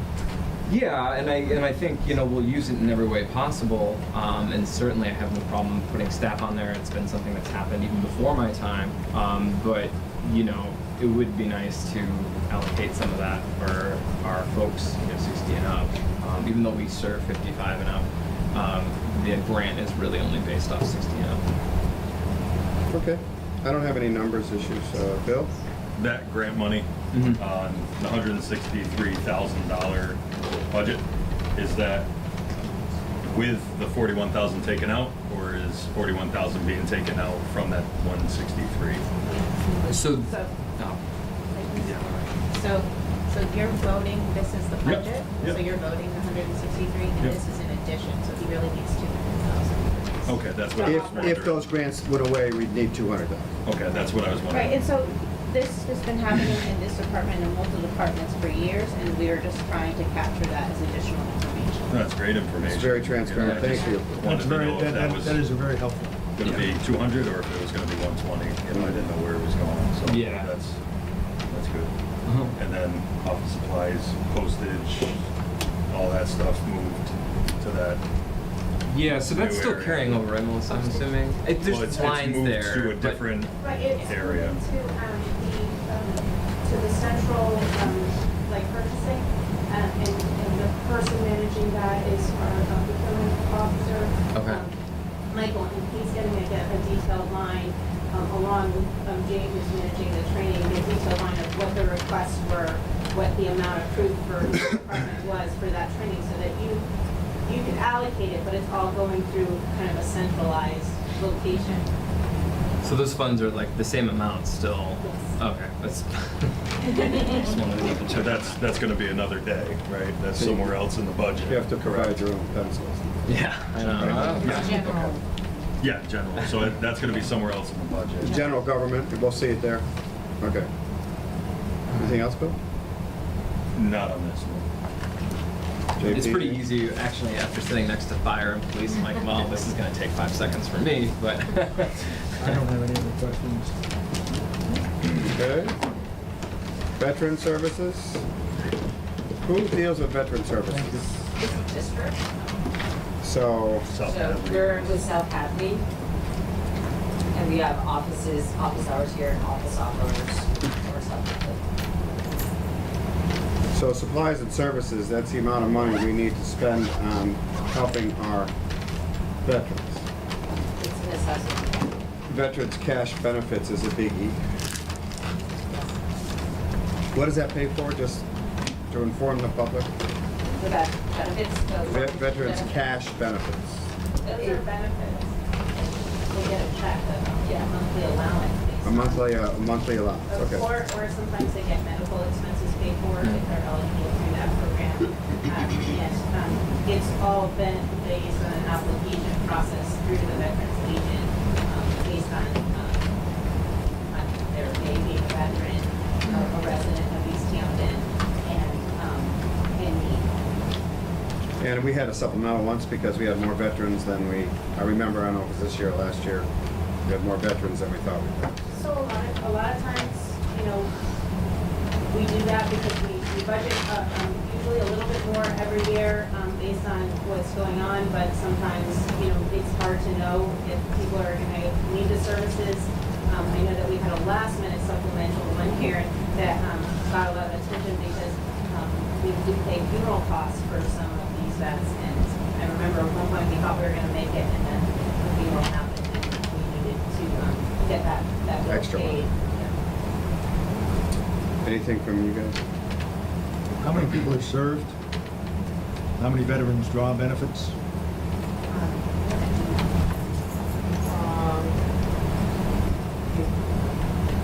And are the benefits generally the same amount of money No, it per really individual, or does it really vary based on depends disability? Yeah, the checks vary in all sorts of different amounts and for different purposes, and it's part of an application process that quite frankly I don't have access to. It's protected for their privacy. The money The comes dollar through. amounts wouldn't be protected though, right? No, the amount of checks, but why the amounts vary. Yeah, why it would vary doesn't, that doesn't, I was just wondering what the population served is.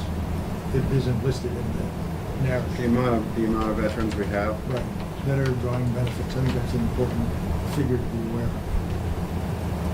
Maybe you can get that to us? Yeah, I'm looking now. I know he sent us an email. Okay, anything else? I don't have anything else. Bill? Nope. I know we're, I just want to say something really quickly. Chapter 115 is vast, and I feel like when people come into our office, having a VSO is essential because we start over, what's chapter 150? That's the law under which the veteran service. Okay, yeah. good, all right. Yeah, and Now I remember. there is a ton of information, and we've received a crash course in it, but it doesn't even touch the iceberg. So I think, just to put that out there, I just wanted to give Because you credit to deal it. with senior veterans. Yeah, they'll come into our office and they have questions for us that I just cannot answer, and I don't even want to go there. So just to give a lot of credit to that program or anybody who's doing it, it's essential. So what the veteran agent sent us early last month was that in the past year, there had been 60 people receiving benefits. I remember that. We had that earlier this year. 60, okay, thank you. Well, Bill, since I know where JP stands on approving these, how do you feel about the vote? I'd like to vote it. I'm on JP on this one, just because of the items taken out and moved to other locations. That's where I stand on those ones, and that's what I was alluding to. Police, fire, everything stayed within their department. education and training, postage, office supplies that moved to a different line, and I think So you're gonna require these department heads to come back? If we, I don't require them. I don't see any issues with that. I just want to make sure that the lines that were removed from here reflect equally in the other areas going forward. Okay, That makes sense. Am I saying it right? makes sense to you. I don't It doesn't make foresee sense to me. any- We've never had this issue before. But okay. It's the way just you wanna moving do it. from line A to line B, and we reviewed line I A. will and wanna make request, sure I that- will request the department heads return. Can I just, a procedural or timeline to have if the department head was not to come back, that most likely there wouldn't be an issue, and there, for some reason, there would be a change in that budget, would there be time to have another hearing and have that department head appear to discuss that line item? there certainly is the meeting before the council in June, where anyone can appear, including all department heads, members of departments, members of the public. To go over line To by go line? over budget? any issues.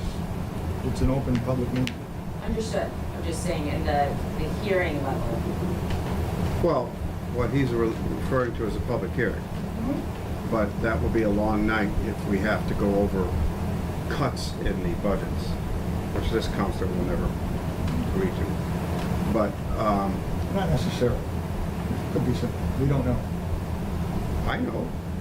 I know right now. There's nothing wrong with this The way I budget. look at it is it's a check and balance, and I'm checking Okay. And we're what's balancing. and we gotta make sure that they all line up. I feel comfortable with the ones that, I would prefer if you guys intend at all to change the budget in some way, or ask for it to be changed, that we notify the department heads to be here on the night we vote these. I think that would be fair. So you let me know that, please. I'm serious. If you think that you'd want to change the budget in some way, I'd like that department head to defend their budget. Okay? Moving on to unclassified.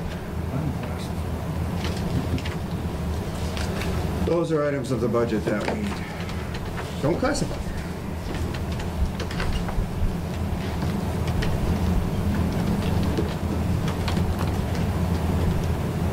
Unclassified includes contributory retirement, workman's comp, Medicare, benefits, insurances.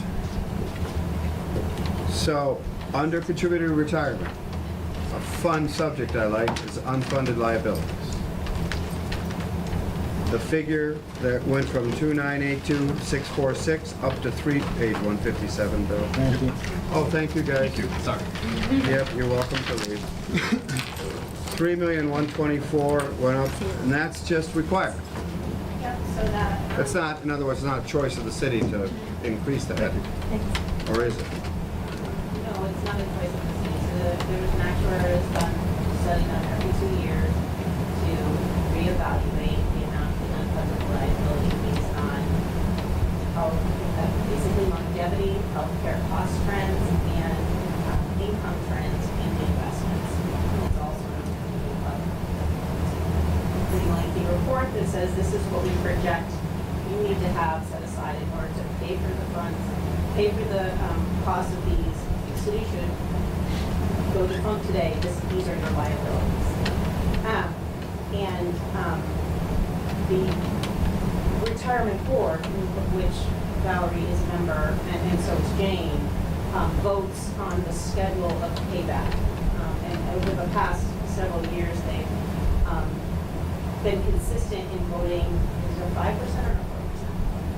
It's a 5% increase annually in order to keep it manageable, because in past years it would jump to 9% and then be 3%, and this is just a manageable trend, and then there's a projected payoff date. Is it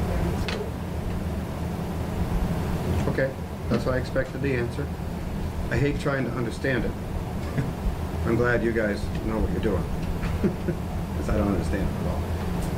Anything on contributory retirement, fellas? makes sense. Yes. So these are all actuarial derived figures? And there's a schedule put out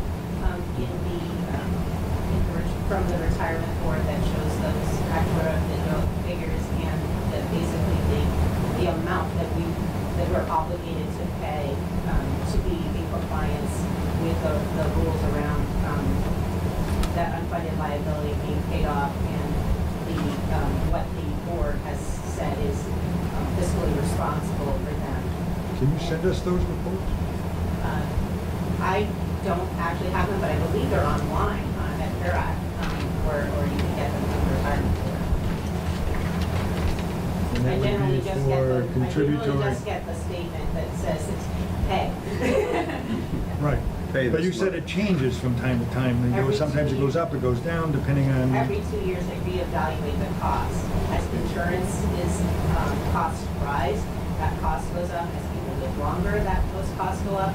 And so that, how many people are in the system, how long, what have we been paying, what is the projected cost for those kind of. No, health insurance, see, I'm confusing it. Longevity and because we have a defined benefit. So if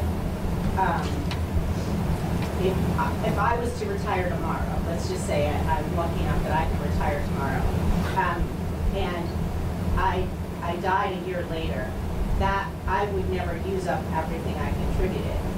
However, if I was to retire tomorrow and live for another 50 years, then we would have to.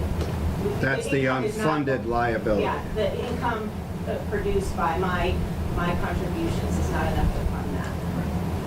The actuarial assumptions change. Based on longevity over time.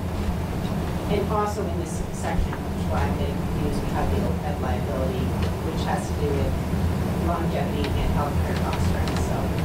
So I apologize for crossing it. Okay, that went above my head. Longevity and healthcare in there. And there's a second, is it 9,500? 9,500, yeah. Employee benefits, that's to fund the OPEB, which is part of our other post-employment benefits trust. And that's supposed to be funded in full by, We are not projecting to even come close to funding it in full anytime soon. We are not even needing the minimum contributions in order to keep the balance stable. So what we implemented last year was a policy that said we would contribute 10% more than the year before until such time that we were at least contributing the ARC, which is the unfunded liability schedule with a payoff date, for when the other unfunded liability for retirement pensions was paid off, and we could shift those millions of dollars to that and then quickly pay it off. Makes sense. Yeah, I and see the it, I see it. retirement board has nothing to do No. with that. So that's a No. separate place to look for the OPEB figures? right. Yeah, and there is an actuarial study done for that as For well. the study, the study. Okay. Where do we get the study? It's done through the HR office. Okay, so you'll be able to send us a copy of that? Okay? Good. I'm moving on to workman's comp, unless you have more on that.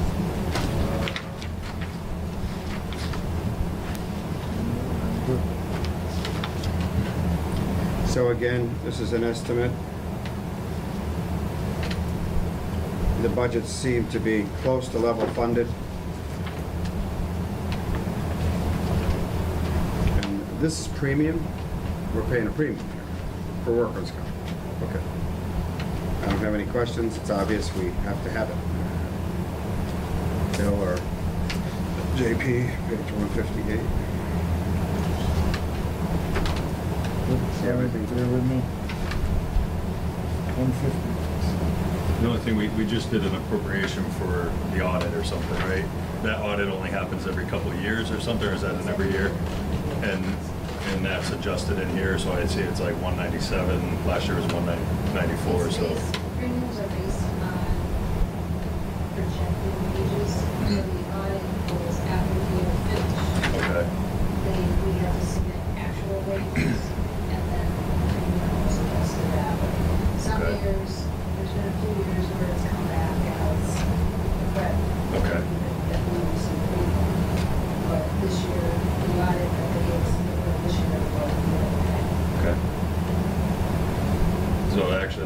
27 is closer to what we ended up paying this year than if we did that.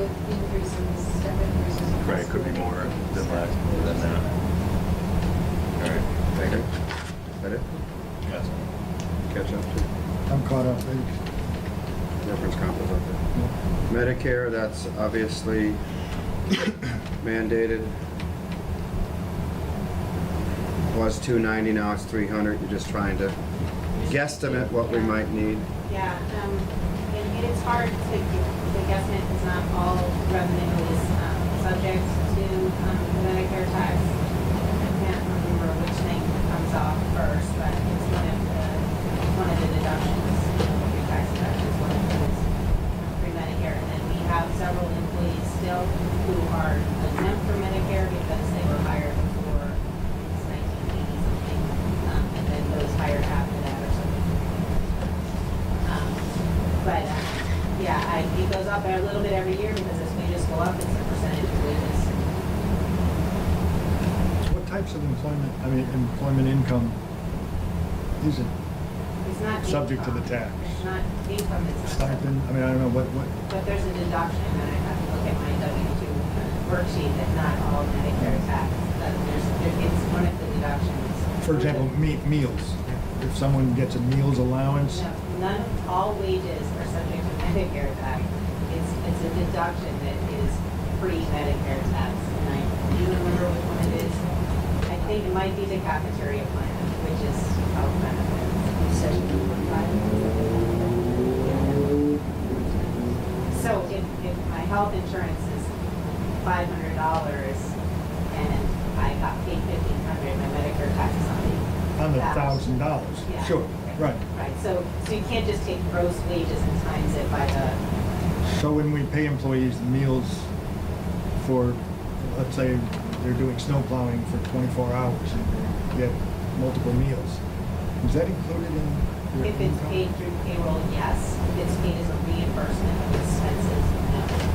If it's, how, if So it's like if paid- I go to a conference and I have to buy myself lunch. you bring a receipt, I sure. bring a receipt and I get that reimbursement, no taxes on that. If I'm given an allowance of $10 for lunch, that is subject to tax and therefore paid for. Because it's through right in your payroll. Okay. So is the meals allowance for DPW workers part of the payroll? Is that it? 32B, my fun. Oh, yeah. Love this. Everybody loves this one. So what you were just talking about is 9,500 employee benefits, That's post-employee benefits. post-employee benefits, and the other one is the premiums we pay. At the top of the page, $4,914,000 for all of our insurances. And then below we see all the other costs, how they're broken out. 32B, insurances, that's healthcare, correct? 1329. Chapter 32B, insurances, and then it's city retiree. I'm not, which of this is, oh, this is all healthcare, right? My apologies, liabilities on the other side. So we went from 4,900,000 to 5,035,000. Is most of that trust premium increases? Premium increase. Did it go up? No, there was no Premium premium. hasn't go gone up. up, yeah, but it will go up. Well, the more people that. Actually, the premium won't change. No, but there's more people on it. More people are enrolling. 'Cause some We got a people, good plan to enroll. so some people are enrolled with their partner or husband and decided to come over to this plan because it's a better plan. You understand what I'm saying? I understand, That's why it went up. in other words. Right, but we're predicting that more people signed up for Well- FY20 than FY19? So what we did is look at who is enrolled today. Sure. And who is enrolled today is, and then we take that and project the premium forward, and clearly more people have enrolled this year. And it doesn't take much to fluctuate $10,000-$20,000. It takes a couple people with family money. You know, what kind of leverage do we have to push for employee plus one rather than, because there's no like Blue Cross Blue Shield option offered by the Hampshire County Trust for family plus one Yes, under there the is. under the top. We offer it, and I'll tell you, I take it because it's significantly less expensive. Employee plus one. Yeah. I saw that in the plan. Yeah, it is in the plan, and it's a great option. For all levels of, no, The only plan that does not have employee plus one is the dental, that's only individual and family, and MedX is individual. So if you have a husband and wife, you have two individual plans. 2 individual plans. That's So under the top of the line family plan costs how much? I don't have the schedules, but I think it's like, I think it's around 18, 19, and it's about 14. It's $1,817.88 a month per baby. Per family. And you say there, and how much is the employee plus one for that same plan? The double is $1474.70. 47, so that saves, just thinking of another way to save some money from the municipal side and the employee side. So the trust I don't think, notifies us when, for example, if a dependent turns 26, dependents can stay on the policy Right. until they're 26. They turn 26, the trust notifies us that on this day, they're off, and adjusts the premium down to the trust notifies us every time. So no one's like paying for a family that they don't need it. Okay, that's fine. my understanding is that not all communities offer the same No, not all. plan in terms of employee plus one. Right, we do. Yeah. I Is think that that's the great. And trust this is, trust fund is in it. But the trust offers it. Right. but but some not every communities can community. opt out? Some of the communities in the trust can opt out of Regardless, that? we do have it. Which is great. So awesome. I don't believe that's true. I mean, I think if you can have Blue Cross Blue Shield insurance through another provider, and that not be an option, and a lot of times when they cost out health insurance plans, the difference in price, the math doesn't really equal a ton of savings for the municipality, or the trust that's trying to retain some emergency money. But it's a trust fund decision, and my understanding of the trust is that if they offer it, what they offer is what we offer, and it's not really up to us to do anything different. I mean, That I was think my that was understanding the- too. Yeah. So, how many more people signed up this year During open enrollment, that changed the numbers here from last year? You said we had more signups this year. it changes month to month. Oh, okay.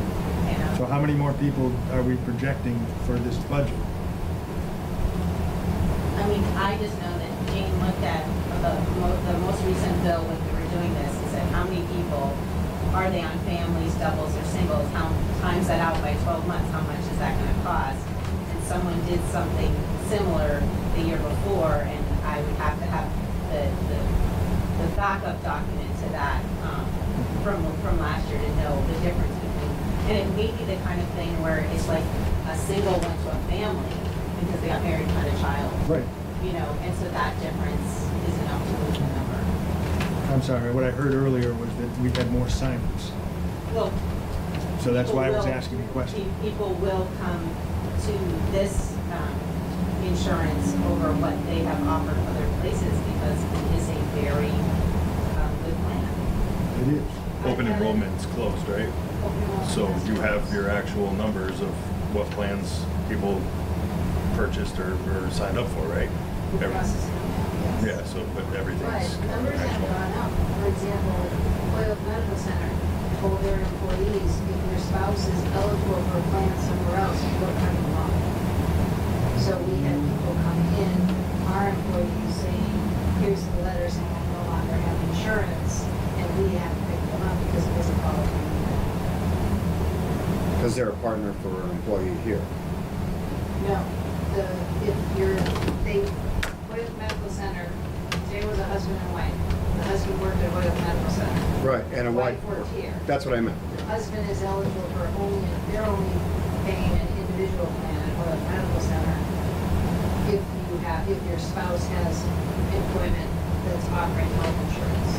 And then two employees don't do that. And some employers in the private sector will only pay the cost of a single plan, and if you opt for a family plan, you as the employee pay the complete difference. So if there is any option for that spouse to go somewhere else, they do. Yeah, I mean, you'd be crazy to not take this insurance. if you had Oh my God, it's this other fantastic. option. It's just, Sorry. We do have a lot of employees that don't take it, we do, but. It's interesting because we pay 75% of the premium. I don't know how that math works out with those employees that don't take it. I guess they get in a great plan someplace else. I don't know. Okay. Anything else on that? Around 32B. All right, liability. Are you okay, Bill, on Yep, 32B? good. Liability insurance. The premium went up 7,000. Is that the premium?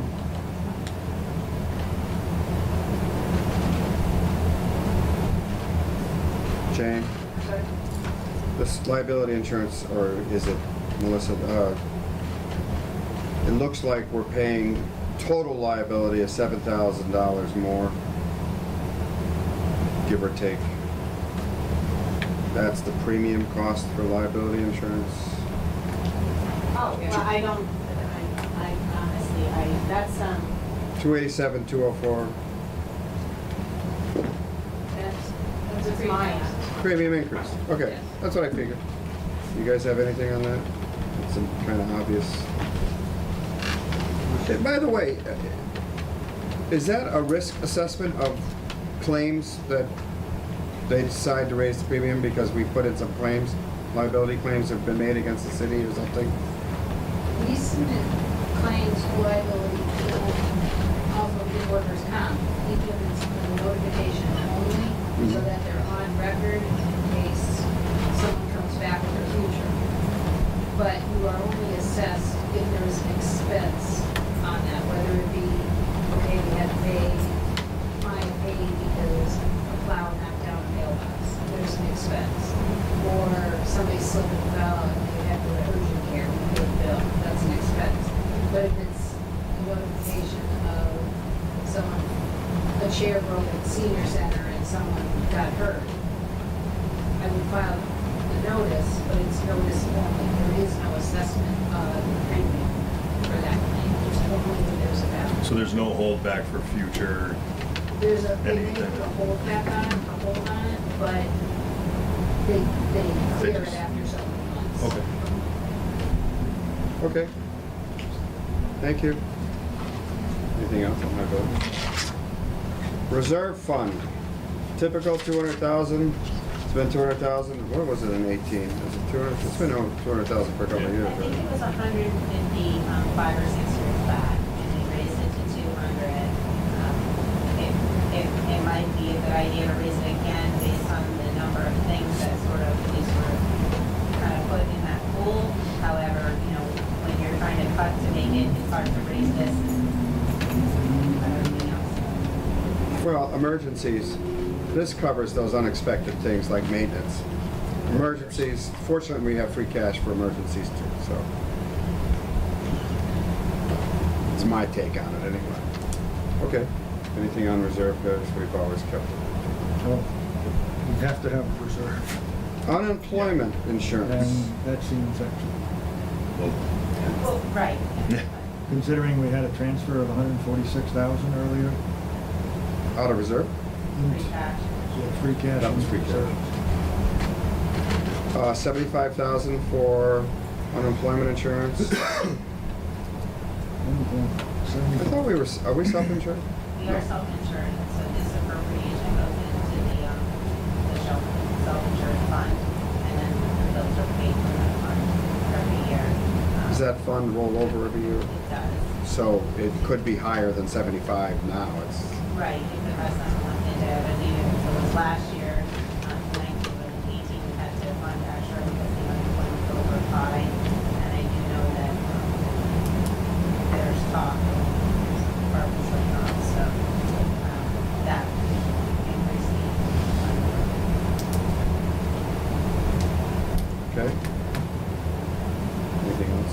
That was gonna be my question. What? We're gonna have layoffs. Talks, yeah. That's it. No questions Do we want to vote on this, Bill? I can do that one because nothing's moving from those lines. there. I would prefer we not. Vote no in the interim. I want to do as many as I can. I move that the Finance Committee approve a raise and appropriate the sum of $9,220,030.72 for the various departments listed under Section 8 Employee Benefits, and that the amounts listed in the mayor's printed report, unless amended, be considered specific appropriations, with the following amounts to be transferred as recommended to the mayor and the Finance Committee. Water and Sewer Enterprise, $605,255.73. Those are assessments. You need to understand that. So in there somewhere, in the appendixes, is a detail of what is being charged to the water and sewer. So they have to pay for their employees' cost of health insurance and their employees' retirement Because costs. it's an enterprise, it's a total different